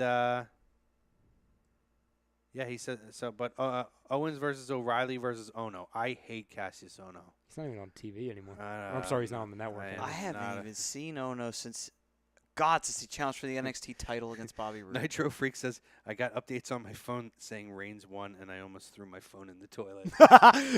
You ain't the only one who reacted to that. I'll give you that. But no, the actual pay-per-view was pretty good. There were surprises. It was really good. There's a lot that went down in that pay-per-view. The one thing I do hope they do with Becky, with her being the heel, and we were talking about this as we were watching SmackDown, there's two types of heels. There's the iconic kind, which are talk, and you do wrestle, but that's not your main thing. You talk. Becky's should be she can beat the shit out of you, and that's what you saw tonight. Yeah, and that's Thank the God. good thing that they go that route where Becky's like, yes, I don't care about anybody except me, and I can kick your ass in the ring. Well, the and I'm gonna do it." conversation we had earlier during that segment tonight after Becky's great promo was Charlotte came out, no mic in hand. You knew she was going to drop everything and get in the ring and go after her. But I think at first she said, oh, here we go with another one of these because they had all the women come out and pull them apart. But the difference, in which you agreed with, was you never see that with women, though. Nope. Not to that extent. And that was just as good as any of those segments they've done with men. They were just at each other. And I loved it. It had a legitimate heat because they're, like, unlike Sasha and Bayley, this was, like, legit. Like, I was buying into it. Like, these girls are ready to go tooth and nail and scratch each other instead of all the nonsense and talking that we've seen with Sasha and Bayley. Except for when they got it right the one time that Bayley turned, and then the next week they were friends again. No, they went to Dr. Shelby, and then they became friends again. They Shelby. Team Hell No'd it, which was not as good as Team Hell No. But anyway, and they have a really stupid name, by the way. You had to bring up Dr. Shelby. Hey, listen, when I saw that, I was like, you're kidding me. They're really doing that route? Yeah, I said something else. So a couple comments on SummerSlam here. Where should SummerSlam be held next year? Pick what city it is. Philadelphia. Nitro Freak says, why move it from Brooklyn? I'll answer that in a second. Mataraki says, rumor is that SummerSlam next year will be in either Toronto or Milwaukee. That's true. I've heard Toronto is the favorite to get it next year. The Sky Dome? He says retractable dome stadiums that can be closed if they encounter bad weather. I've heard Toronto is in the forefront. Y Society says it's in L.A., but I've not heard that it's in L.A. I've heard Toronto a lot. Which state? Toronto's been the popular city going around. Where would it be in L.A.? The Coliseum? That they haven't. Did they finish building the So stadium here's for the the deal, Rams? and this is they could do it at the Rams. So the deal of why they're moving from Brooklyn is they are, and again, we kind of talked about after this year, they wanted to make this a big show, which I thought they were successful in doing so. And the idea is to make it truly like a WrestleMania. It's going to start moving to stadiums. So they can't really do it. There's really nowhere that they feel doing it in Brooklyn they can do. I mean, they could do MetLife, but WrestleMania is going to be at MetLife this year. Yep. So, again, and I could see them, if they wanted to come back to New York, do MetLife after that, maybe the following year. But I've heard Toronto is the heavy favorite for next year. I don't know where they would do it in L.A. They could do it at the Coliseum, but the Coliseum's kind of a dump at this point. Yeah, it's maybe outdated. when the new stadium is built or completed, they'll be able to then have the event there. But that would have to be at least 2 to 3 years down the line after they open it, Right. because they're going to, not only WWE, but the stadium will want to know how it can handle big venue events before they take on a project like that. he says, did you see the Undisputed Era's new logo and shirt from TakeOver? I can't wait to get it. I didn't because I was in the crowd. I couldn't really notice it that well, but I'm sure it's cool. I mean, they got cool logos, so no, I didn't really notice it yet. I didn't get to rewatch it back on TV. But yeah, let's move on with the card. All right, then, and on to the WWE Championship match: Samoa Joe versus AJ Styles. Yeah, so we kind of broke that down. We yeah. covered this a lot. I mean, we're fans of it. Yep. I don't really usually like non-finished matches, but I think it sets everything up perfectly for next month. Correct. All right, then. So moving and Joe on. did look like a vicious son of a bitch too. I loved it. That's what he should look like. Yeah. Next up, we have Miz versus Daniel Bryan. Kind of predictable, like we talked about. We Kind of figured- predictable. Yeah, we Yeah. figured Miz was going to come out on top. He was going to have some kind of underhanded tactic. I think it was the right call. I mean, we booked that as if how would we book it? That's the right way to do it. And they did it correctly because they had the right guy win, and it wasn't clean. Right. So it gives Daniel an out. A great heel won with a great heel tactic. Yep. The old brass knucks. You don't see that very often anymore. No. No, actually, it was kind of interesting the way they did it too, where Maurice just handed it to him while he's right at front row at ringside. I was like, okay, so she didn't hop over the railing and slide him onto his hand. He went to her and got him. So I was like, all right, at least they got a little creative with that. Do you want to know what I honestly thought was in his hand at first? Which I thought would have been hilarious, but given it really wouldn't make sense, it wouldn't have had the impact like a brass knucks would have. I thought she handed him like a pacifier. Wouldn't that be like a perfect underlying thing to this storyline though, because it's about the kids? You know what I'm saying? He's just suck on this, Brian. No, like honestly, because they're sticks it in his screwing around. mouth. They're screwing around with the crib, which, by the way, no one believed the kid was in there. By the way, because I saw on Twitter again, made the mistake of going to Twitter. Someone's like, "Oh, why do they have the kid out there?" It's like they had the thing shut. The kid's not there. Yeah. The kid's not in there. Because if the kid was there, they would have had a shot of it. You know what I'm saying? Yeah. But Good God. I didn't get pacifier from that, but it's an interesting take, Ryan. I'm kind of wasn't pacifier, but that's what I was worried about. Hold on, let's finish that scenario. So he puts it in Daniel's. I didn't go that far. That sounds weird, but he puts the pacifier You went to that in point, not me. Daniel's mouth. Daniel Bryan, I guess, is just so shamed of himself that he just goes down for the 3, and then that's the end of the match. And we said go. he thought it was a pacifier. There as you well. go, Why Society. I mean, Daniel Bryan is a baby face. I mean, let's be real. Yeah, we're gonna go full force with the babyface gimmick here. Good there we God. are. Andy Ritter said, "I thought something was going to come out of the stroller." Like what? Like what? The baby just grabs a chokehold on Daniel Bryan right there. The ring. So Mike chimes in. The LA Coliseum is going through a major facelift and renovations. It would be ready for SummerSlam in 2020. Yeah, so it's going to be a while before they return to LA. Mm-hmm. David Rosca says Joe should never attack AJ's wife. It's great storytelling. Fantastic storytelling. Yeah, so let's move on to that next match. Moving All right, on. then. Finn Balor versus Baron Corbin, or Demon Balor. We talked we about kind of this broke as this well. down as well. Yeah. Fan of it. They actually made it interesting, And it was quick and it painless. was quick. Yes, they gave me everything I would have wanted if I had to watch one of another Finn Balor Baron Corbin match. All right, then. So, the WWE United States Championship match, Shinsuke Nakamura defending against Jeff Hardy and defeating Jeff Hardy. Expected. I'm gonna be honest. I don't really think I paid a whole lot of attention to this. This match. was the most. I love Nakamura. And I love them I both. love them both, but just wasn't really. we into knew it. where it was going. My question is, what the hell happened with Randy Orton at the end? What was just that? Studying it from the entranceway. He does his own slow, and I mean slow entrance that he does. He walks down, and then he's like, "Oh no, I'm done." And then he just decides, I'm not going to do it. And then he just turns around like, like, you all right. wasted time. That could have been in for the. that. That could have been added to the Roman Reigns match. You know what I'm saying? Oh, yeah, I'm actually surprised that they gave him 10 minutes. I was Yeah. like, oh, wow. I thought they would wrap this one up within, like, okay, you got 5. Like, go out there and make it happen, you know? Yeah, but I think we all agree that was just kind of like, we knew Nakamura was going to win. Yeah. Hardy needs to go home and rest. To me, it was a SmackDown. It was a SmackDown match as a television match that was on a pay-per-view. Not a bad match. No. Just It's just it was the Wasn't most the predictable match in the Yeah. in the pay-per-view. Andy Ritter says, is Maurice going to be ring ready, though, for Hell in a Cell? I think she'll be fine. I think she'll be ready to go. All right, then. And so we go to the Women's Championship match for Raw. Ronda Rousey with Natty in her corner against Alexa Bliss and becoming, for the first time ever, Raw Women's Champion. I thought it was done right. I think it should have been a squash match. I mean, I was fine with it. I thought it was a good moment. I like it because it makes you just build Ronda up as this tank, and she could just go in there and just destroy anyone. It's understandable she would have a little trouble with Nia because Nia being the I'm not gonna melt through this. We're gonna leave this alone.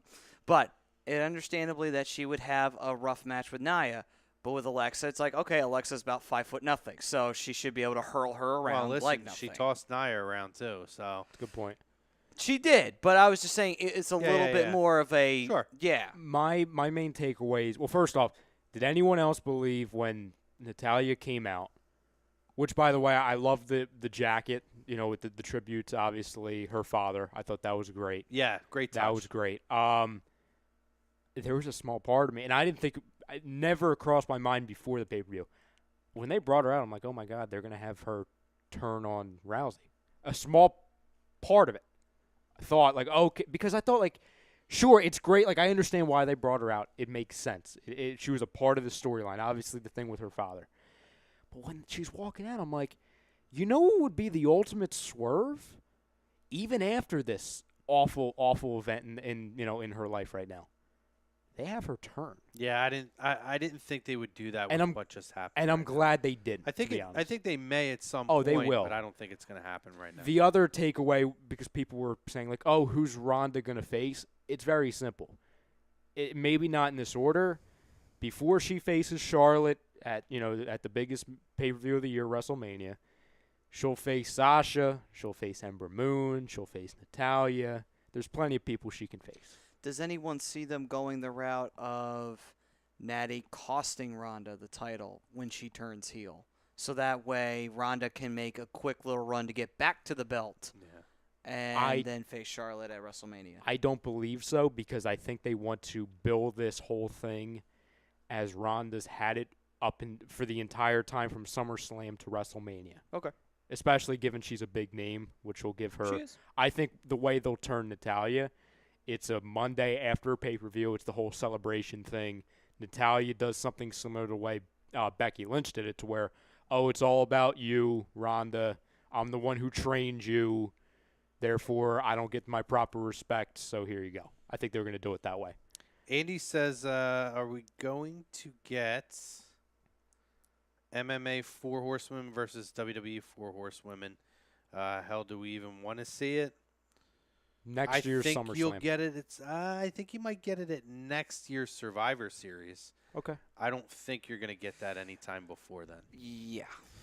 Mike Mataraki says, another rumor, Vince pulled the plug on Roman and Brock before the crowd could shit all over them. The "you both suck" chant apparently set him off. What do you expect? It's going to be part of my conversation, though. It'll be part of mine as well. Once we get to that main event. That's just going to Mike, it wouldn't surprise me. It absolutely wouldn't surprise me. Y Society says, did you hear that Luke Gallows and Nia Jax dated for 1 week? Or for this week. I think 1 day this week. I did. I saw the tweet. It was a joke. I'm pretty sure it was a joke, but it was pretty funny. I did laugh at that. Andy Ritter says there were talks of Natty turning on Ronda shortly after she wins the belt. I do not know if that is still on the table, but it was discussed, which I think we kind of knew that was something. We've talked about that for a couple of weeks. We expect it to come, and I don't know if it's still on the table now either with what just happened with her father, but it'll come. It's going to give her another credible person to work with, too. Yep. To bridge that gap. Mike Mataraki says they're supposed to go another 10 minutes, but they went to the finish while the shock value of the F5 on Braun was still fresh. Interesting. Probably the right call then. Very interesting. Y Society says Ronda versus Steph at Evolution. I've heard that Ronda is going against Nikki Bella at Evolution. I've heard that as well. Been leaked out. Yes, that's what that could change. It hasn't been officially announced. Unlike we do know that Trish Stratus and Alexa Bliss has been officially announced for Evolution. I guess that's the first official match that's been got announced, leaked. right? Yeah, apparently but they put it out, I think, after the fact. Well, my perspective, my knowledge of it was a graphic showed up similar to what happened the night of Bobby Lashley's return, to where it flashed on one of the screens at TakeOver. Mm-hmm. It was on the pre-show set, and it flashed on. Someone took a picture of it. I'm trying to remember if I saw it there or not. I might have missed that when I was in the crowd. My perspective was, it got accidentally leaked, so then they had to announce it. Yeah. Type Maybe. of a thing. Could be. It could have been. I mean, this is. I don't know. I could see Ronda and Steph at WrestleMania if they don't go the Charlotte route, though. Would they do the same type of I mean, it's not the same thing because it's not a tag, but would they do a whole Ronda-Steph angle back-to-back WrestleManias? Sure.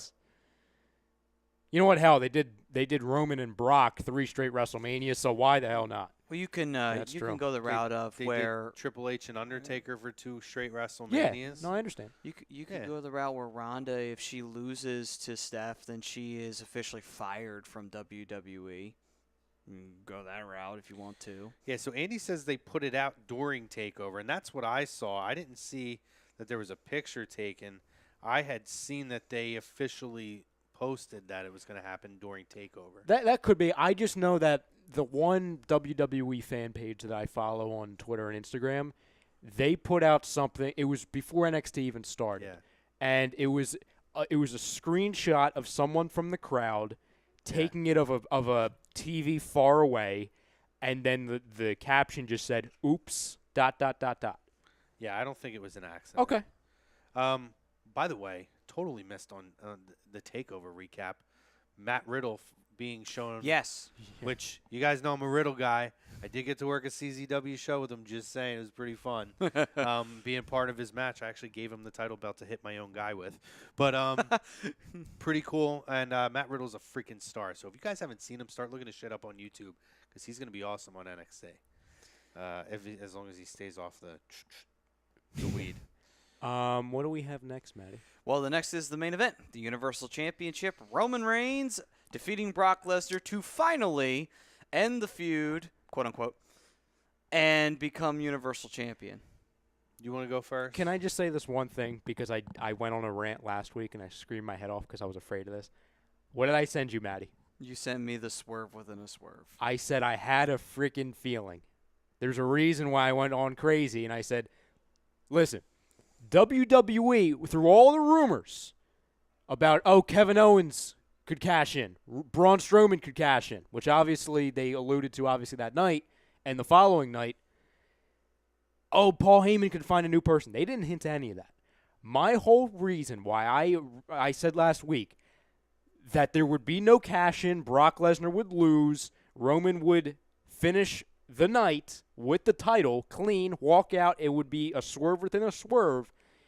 It's because it literally fit perfectly into WWE's build to where they allowed all of these rumors to pile up.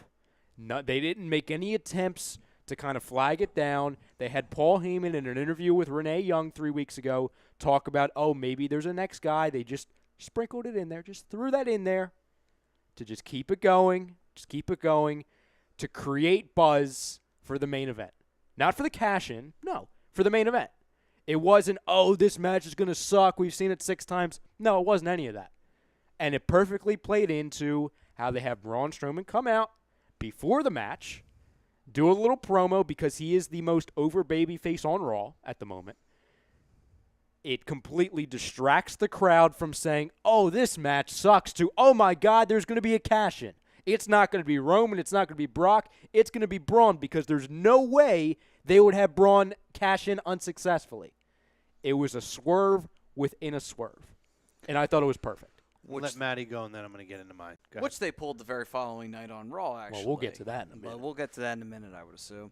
But that's going to be part of my rant. Yeah. But that was the main event. Did not feel like one. That is for sure. It came out, and the entrance was the longest thing that happened, and then Braun's promo was actually longer than the actual wrestling. But it's just like, okay, so what happened those 3 hours before SummerSlam? Did Brock sit down at that table, and did he just honestly say, honestly, guys, I'm not even going to give you nothing. I'm just going to give you, maybe 3 minutes, and you can beat me any way you want. I don't give a shit. And just walked away from the table because it really kind of seemed like that's what happened. Lesnar just said, fuck it, here's your belt. I'm going to go to the UFC. And they just took the belt right off of him, and they threw Braun in there to kind of distract people like you were saying, Ryan, and it ended with Roman getting the pin, getting the dupe. It just it was so sudden and so shocking that it's just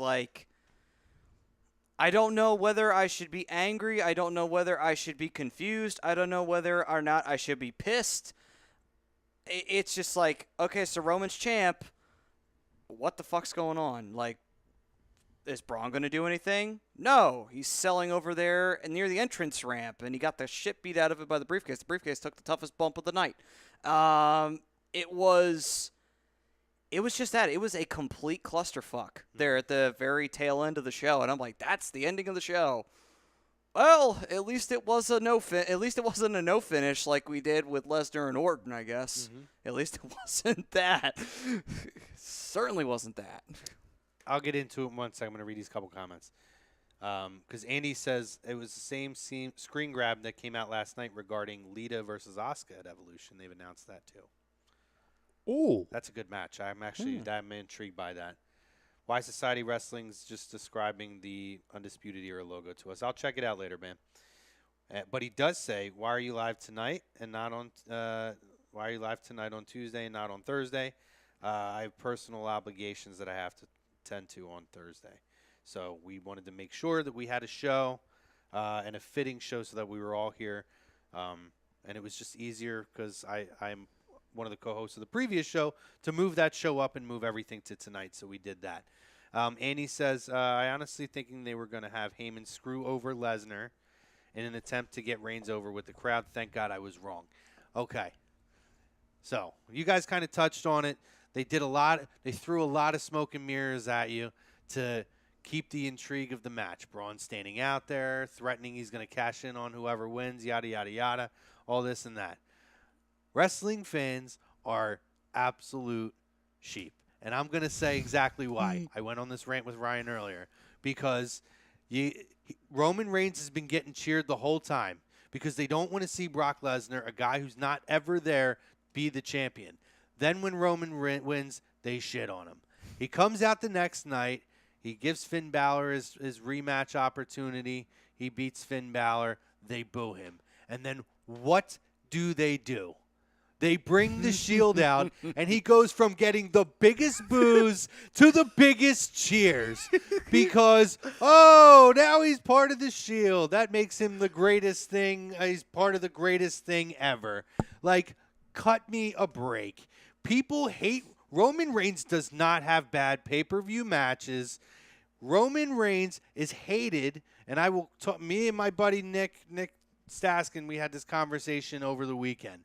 It all starts back to because people wanted what they wanted, which was Daniel Bryan to win the Royal Rumble before WrestleMania 31. And because they didn't get their way, they were going to shit on Roman Reigns forever because of it. And let's be real. Before that happened, I've talked about it a million times, Roman was the anointed guy of the Shield. Before the Shield broke up, Roman Reigns was the guy that they all wanted to be the guy coming out of there as the main eventer. And if you say it's not true, you're a damn liar because Roman was the most over guy with the Shield while the Shield was going on. They gave them what they wanted, and then because Daniel Bryan then became the darling, they were going to shit on anybody else that was in that way. And now 3 years later, they continue to shit on Roman Reigns. Yet, as soon as the Shield pops back up, he's one of the most over guys already. Cut me a break. All right? Cut Roman a break. The dude is a good performer, does not have bad matches. How many matches has he had that's bad? Tell me a bad Roman Reigns match. I want you to, honestly, because we can all sit here and I could talk about a lot of bad matches that a lot of guys have had. How many bad matches has Roman Reigns had? I'll say that his match with AJ where AJ hit 5 finishers and he hit 1, the match was good, the finish sucked. All right? So you could say, we'll put that in that match sucked category because of that. I mean, the one with... But they both look like $1 million throughout that match. The one with Taker at Mania, but that was only because Taker being not in the prime of his career. And you're absolutely right, because when you go back and you look at all the matches that he's had, what is it? It's the match against Taker. What other matches are there? And you're absolutely right. That's not on him. But people will find a way to blame him for that. So what else is there? Is there any other bad matches that he's ever had? I wasn't a fan of the Triple H match. But people went into that ready to shit on that before it began with. I thought the match was fine. I had no problem with that match. Wasn't it wasn't a WrestleMania again, main event that's caliber not match. really that's his fault again because it's Triple H, and Triple H, he's in great shape for him in his age, but he's not in the prime of his career. If this was the game of 2001 or 2000, we'd be talking a whole different story. Why Society says Jinder versus Roman Reigns. I think Jinder... suck. That sucked. I think Roman looked fine and that Jinder sucked. But we're talking about the entire match in its own. Right. You know what I'm saying? But we're talking about a 3 or 4 year run, and how many matches are we nitpicking No, listen, at? I agree with you. I know. You're on my... Yeah. You agree with me. There's only, with that, there's only 4 matches we've brought up right now. So what else is there? Honestly, I can't really think of any others because the one he had with Cena was good, so that wasn't an issue. Could I argue, just to play No, devil's advocate? It's the Undertaker, and I would say some of the Lesnar matches. I thought his match at WrestleMania 31 with Lesnar was really good. That was the best one they had. That was a really good match. He's only had, the greatest Royal Rumble ever. To me, that was built to be a schmozzy, fluky thing. It was a glorified house show. So I'm it not gonna wasn't, expect like that. I'm not really looking at that No. as, oh, God, I didn't expect anything from that. No. Quick off topic. Does anybody think the Super Show is going to be the same way? Glorified house show? Yes. Yes. I think it's going to be better. Well, it's going to be better, but it's still going to be house show. Okay. It won't have any implications on main roster. Right. Yeah, All right. no, I agree with that. To play devil's advocate. Why like, Society says Reigns versus Sheamus was boring. I absolutely disagree with that. Yeah, I was no. in the crowd at Raw for that. You talk about a crowd invested in that match. That was a very good match. And I was hate invested in Sheamus. that match. Huh? I was invested in that match. I was watching that from home. It was a very good match. I'm a Sheamus hater, but that was not a bad match whatsoever. That was a great match. That was probably one of Sheamus's better matches of his entire career. I will say honestly. this. And Samoa Joe Backlash. I thought that was a good match too. what was it? He said Samoa Joe at Backlash. I don't think that was Roman the, and Samoa Joe was a bad match. yeah. I don't think No. that wasn't a bad match. The crowd made it a bad match because they walked out on it. That's what happened. The Well, crowd because took, they yeah. want to shit all over Roman And because yeah, he that- wasn't the that guy was when a they different wanted story. the certain guy. Any match with Samoa Joe is not a bad match, especially when it's with Roman. Like that just that doesn't exist. That does not exist. You can put No, Enzo Amore in a ring with Samoa Joe. It's going to be a good match. Well- or it's going to be anything but bad. I should Probably be say. a squash, but Well, no, I hear what good you're point. saying. Yeah. Here's my. I'll give you Jinder, I'll give you Lesnar, and I'll give you Undertaker. Anything else? This is what I'll say, and like I said, just to play devil's advocate with you, because I agree with you. I've never been a Roman hater. I've never understood the overwhelming, oh my God, screw Roman, he's a company. I've never understood that. Now, do I think he would be better as a full-fledged heel? Sure, but you and I both agree that he's not a heel, he's not a babyface, he is Roman Reigns. We agree with that. I will just say this. I believe that the people who hate him, not based off of the company man, not based off of the Daniel Bryan, it does not have anything to do with his matches. It has to do with people think he's kind of dull on the mic, and it's not entirely his fault because he's being given what to say, and especially early in his career as a singles competitor, he was not given any gifts whatsoever with what to say. I just think at the end of the day, people look at him and they compare him to Cena, Rock, Stone Cold, and they look at him and they say, oh, he's the number one guy. All those guys were charismatic. They could go on a promo. Roman Reigns, you're not that. I just think they compare him to guy, and it's unfair because The Rock is an all-time legend, Stone Cold is, John Cena is, Hogan is, and Roman, and I'm not saying he can't get to that level. He's so early in his career, someone wants him to be on that level now, and it's just not fair. And to add to that point, too, when you dissect all those guys that you brought up, yes, Rock being who Rock is, he's charismatic beyond belief. Stone Cold had how many years to get promos down and had how many years of working in the ring? He had been wrestling for God knows how long before he became Stone Cold Steve Austin. On top of that, too, John Cena was trained down in OVW how to cut promos and how to work a match, and then he had time to develop his character as a heel, where he had more than enough time on the mic to speak his piece, and that then transitioned over to him becoming a babyface. Roman didn't get that. Roman has never gotten that, and that's the sad part of it. It's like if someone had just taken their time and pulled Roman aside, or like a Paul Heyman pulled him aside, or someone pulled him aside and said, okay, here's what you do when you're talking to the fans. If you're being a babyface or you're being a heel. He never really got that, unfortunately. I don't think it would have made a difference for him because people wanted Daniel Bryan, and because they didn't get Daniel Bryan, that's the day that they shit on him. And here, you named John Cena, The Rock, Stone Cold Steve Austin. You could throw Hogan in there. Those guys, and Hogan's promos were actually pretty bad if you look at the context of them. They didn't really say But he's a anything. charismatic dude, right?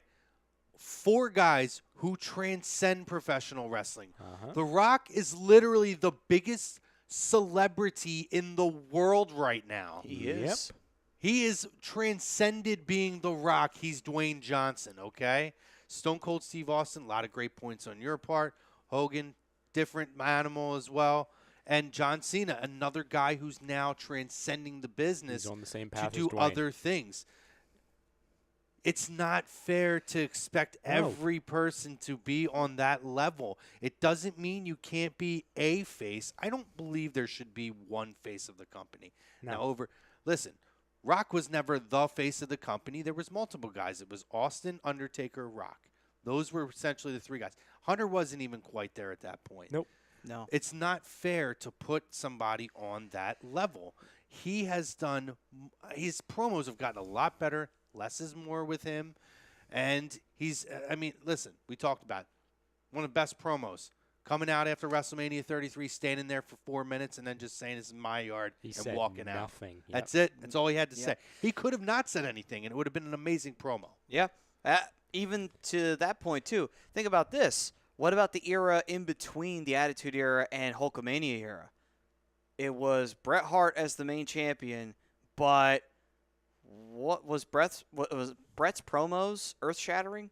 No, not at all. Bret was dry. He was as dry as a desert. So, really, the best promos in the company were coming from guys like Shawn Michaels at the end of the day. And those were the two guys of the company at that time. Bret was originally number one, and then eventually Shawn took over his spot because Bret left. But it was that era where, and it's kind of the same thing. It's not exactly, though, where it's like, there is really no number one guy when you look at it. They want to make Roman number one, but it's almost unfair to put him in that number one spot because of the fact the fans hate him so much. If people don't like Roman, what's the difference if he's a face Roman or a heel Roman? People say he has sucky matches. Lies. People say he can't cut a promo. Lies. But he's still not going to be able to do those things even if he's a heel. So why are people saying turn him heel and I like him? Because they want to feel justified booing him. That's it's the most ridiculous thing I've ever heard in my life. I agree. It's such a hypocritical statement. But do you agree with that analysis? I mean, that's the reason why they do it. That's the reason why they do it. Well, they want it because that's what they want. I agree that's part of it, but it's also because that's what we want, and we want them to give us what we ask for every time. It justifies their opinion. It justifies them booing because if they turn them heel, they feel that they've won. Roman is the biggest heel in the company already, guys. Well, I say it every week, and I'll say it again. I'll run down a couple bullet points of what matters now with this feud on why when people are saying they're throwing their phones in the toilet, when they're saying they're going to boycott Raw, I'm going to tell you it's foolish to say that because this is going to be fantastic until WrestleMania. Number one, Roman Reigns. Well, first off, anyone who thinks he turned heel, no, he didn't. There's no shot. He's not a heel. He's not. Because, number one, I went back and I was talking to Mike Mataraki. I told him, I said, I went back and listened to the commentary. Michael Cole, who wouldn't shut the hell up, by the way, during that. He wouldn't let the event breathe. It wouldn't speak for itself. He had to say 7 times how much of a moment it was. When I went back and listened to that, if they turned heel, Michael Cole would have said how disgraceful this was. How could they do such a thing? Poor Braun Strowman. Nope. Oh, my God, the Shield reunion. What a moment. Yep. That's what they said. Yep. Also, Absolutely Dean Ambrose perfect. and Seth Rollins fist bump in the crowd. Heels don't do that. Okay. 2, Roman Reigns now is viewed as the untouchable champion. Yep. Now the question is, how the hell are they going to get the title off of this guy? Because they showed the most ferocious guy in the company with a briefcase can't touch him. He's the guy who has the advantage out of anybody. Well, that's the foundations of setting up their next long story arc that they are going to now. They now run Raw, which is exactly what we've wanted with the Shield. We saw it years ago. The difference is now they're bigger stars and there's a belt. The belt. Well, there's 2 belts now. So It's true. Andy Ritter says the only issue that he has was being shoved down their throats, and it felt like we were forced to like him. It's not organic, so the universe rebelled against him. That's a lie, because the fans wanted it. With the Shield, when the Shield breakup was rumored to be happening, everyone said they wanted Roman to be the guy. They said Roman would be the guy. They said that Dean would be the heel and that Seth would get lost in the shuffle. Then when the turn happened and they made Seth the heel, and Roman was now positioned to be the guy coming out of the Shield, now all of a sudden they didn't want it. That literally was a total reversal. Then when Daniel Bryan didn't win 31, that was like the ultimate stake through the heart for him. That's the way. I got more to address on here.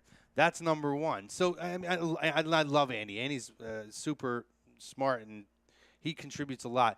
But, man, that's fake. And if that's what people say, they're liars. They're hypocrites, because that's not true. He's never been shoved down anybody's throat. He's exactly where fans asked for him to be. Now, why society says, well, people give excuses for Bliss being a green wrestler because she's a heel. And he isn't a heel because he teams with faces to feud with heels. This is 2018. This isn't 1995 with Duke the Dumpster Drozy versus Rad Radford, and they're teaming with the Goon and Aldo Montoya. Like, that doesn't mean you're a face or a heel. What this is now, a heel is somebody who, whatever actions it is, antagonizes or instigates to get a reaction, whether it's good, bad, indifferent. He gets, aside from, in my opinion now, Ciampa, he gets the absolute most heat in the company by far. Negative reaction. And you know what? Sometimes he feeds into it. He'll come out smug and he'll do his little things. But when he comes out and gets that genuine of a reaction, of a negative reaction, you are a heel. That is your job, to incite a reaction from the crowd. And if the crowd hates you and you get a monster boo, guess what? You're one of the biggest heels in the company. It doesn't matter if I smile at you while I'm doing it and say, hey, I love my old buddy here, R-Truth. That shit don't matter. You're still a heel. He comes out there, he knows the fans hate him, and he still rolls with it. So maybe he's the biggest heel in the company. John Cena was the biggest heel in the company for years. He was. He's the most hated wrestler in the company. That makes him the biggest heel in the company. Well, that was actually funny, too, because even going back to when they were originally breaking up the Shield, and when they originally said, oh, yeah, Roman's most likely going to be the champ, I actually kind of was like, what? And the only reason why is because I didn't really know Roman that well. I knew Ambrose, and I knew Rollins. I'm like, I buy Rollins more as a world champion right now than Roman. And that's no offense to Roman because he's got the talent, but I thought I just haven't seen him. In my eyes, I didn't know him as well as I'd like to have known him because he didn't have any history on the indies or anything like that that I knew. I was more familiar with Ambrose and Rollins for that reason. That was the only thing that confused me. But then as I saw his matches and everything, I was like, no, I could see why they want to make him the world champion. He's got the tools to make it happen. And then when the whole thing happened with Daniel Bryan not winning, the crowd shitting on him, and then them doing the swerve and having Rollins take the belt off of him, I was like, okay, that was smart. That was a brilliant way to keep the belt away from him and to not give Roman the belt immediately because of the fact that the fans were shitting on him. This was the assumption that the fans would not keep shitting on him. And then, of course, that continued to happen thereon, which I don't think is going to change anytime soon. But you know what?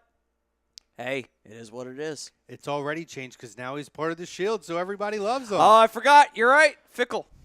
Before we get out of here, I want to bring up this one thing. I want to get your opinions on it. So I was talking to Mike last night, and I don't know if you guys might remember. So about a month ago, it was right after Roman was officially crowned the #1 contender, and we were talking about how SummerSlams, unlike WrestleMania, they end in controversies, types things. And then we talked about the overall aspect of the Brock Lesnar situation. Number one, with the rematch, or not the rematch clause, the I can't lose clean clause. There has to be some element to it. The Paul Heyman thing.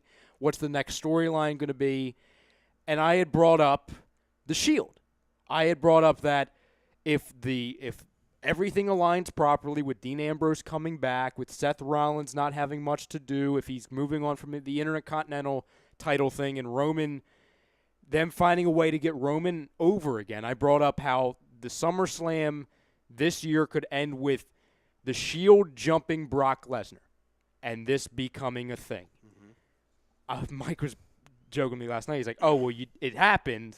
It just was one day off. Right. And instead of Brock Lesnar, it involved Braun Strowman. And we were talking about if that was always planned. And I go back to this. From the very beginning, I alluded last week, before that, this whole pre-show meeting Brock Lesnar had, okay, with the future of what they were going to do. And the first sentence you brought up, Maddie, this show, and I said I would bring up why I disagreed with that, where you had brought up, well, it looks like Brock is done. No. He's not done. With what happened in that match, with what happened on last night's Raw, he's not done by any means. He's going to be away for a while. We're not going to see him, but he's definitely coming back. Because if they were to truly close the door, Brock is gone forever, Paul Heyman would have never brought up the rematch clause. Yep. Kurt Angle would have never brought up how it's going to be a long time before that rematch comes up again. Yep. They would have never brought that up. This is a way, and by the way, they have the Shield thing, which is now the new storyline. This is the way you go through WrestleMania. The Cormier-Brock Lesnar fight happens. My prediction, we see him 1 year from now, next year's SummerSlam. That's when he's back. That's it. Like I said, it's going to be a while, but if there was zero shot, if the meeting did not go well, they would have never had it come up. They would have had Paul Heyman turn in some way, sort of fashion. He didn't have to go to Roman. He could have just turned on Brock. It could have been done. Yep. It could have been over. It could have been sayonara. That's it. I believe that when we heard a couple weeks ago that they had numerous different options for the match, for the endings of the match, for the Monday afterwards, the Shield was always an option. It obviously was because Dean never turned, so they had it planned. Also, I don't believe they would have had Dean show up this early. I believe they would have had Dean stay out for a little bit, maybe a surprise appearance at SummerSlam or run in something like that if they didn't have this planned. I believe that if Brock Lesnar shut the door on WWE, the Shield wouldn't be a thing today. It would have been Roman Reigns is either a Paul Heyman guy or Braun Strowman is a Paul Heyman guy. I'm going to disagree in a sense of I agree that Brock was coming back regardless. Mm-hmm. I believe the Shield was something that was going to be put in because that is a way to get him over with the fans. It's the next resort. That's where they're at. The Universal title right now is kind of in a flux because it's been so washed out. And if Roman was going to be the guy to take it off of Brock, I think they felt like they needed to have that little extra something on top of it to make it work going forward. The reason why I say that is that if the Brock Lesnar thing goes the other way and he's gone, right, they do not end SummerSlam with Roman clean. Because there's no way they would have ended it clean and then the next night he's still champion. Then we have a different discussion. I believe that it ends with Braun Strowman as the champion after Roman pins Brock, thus ending that thing.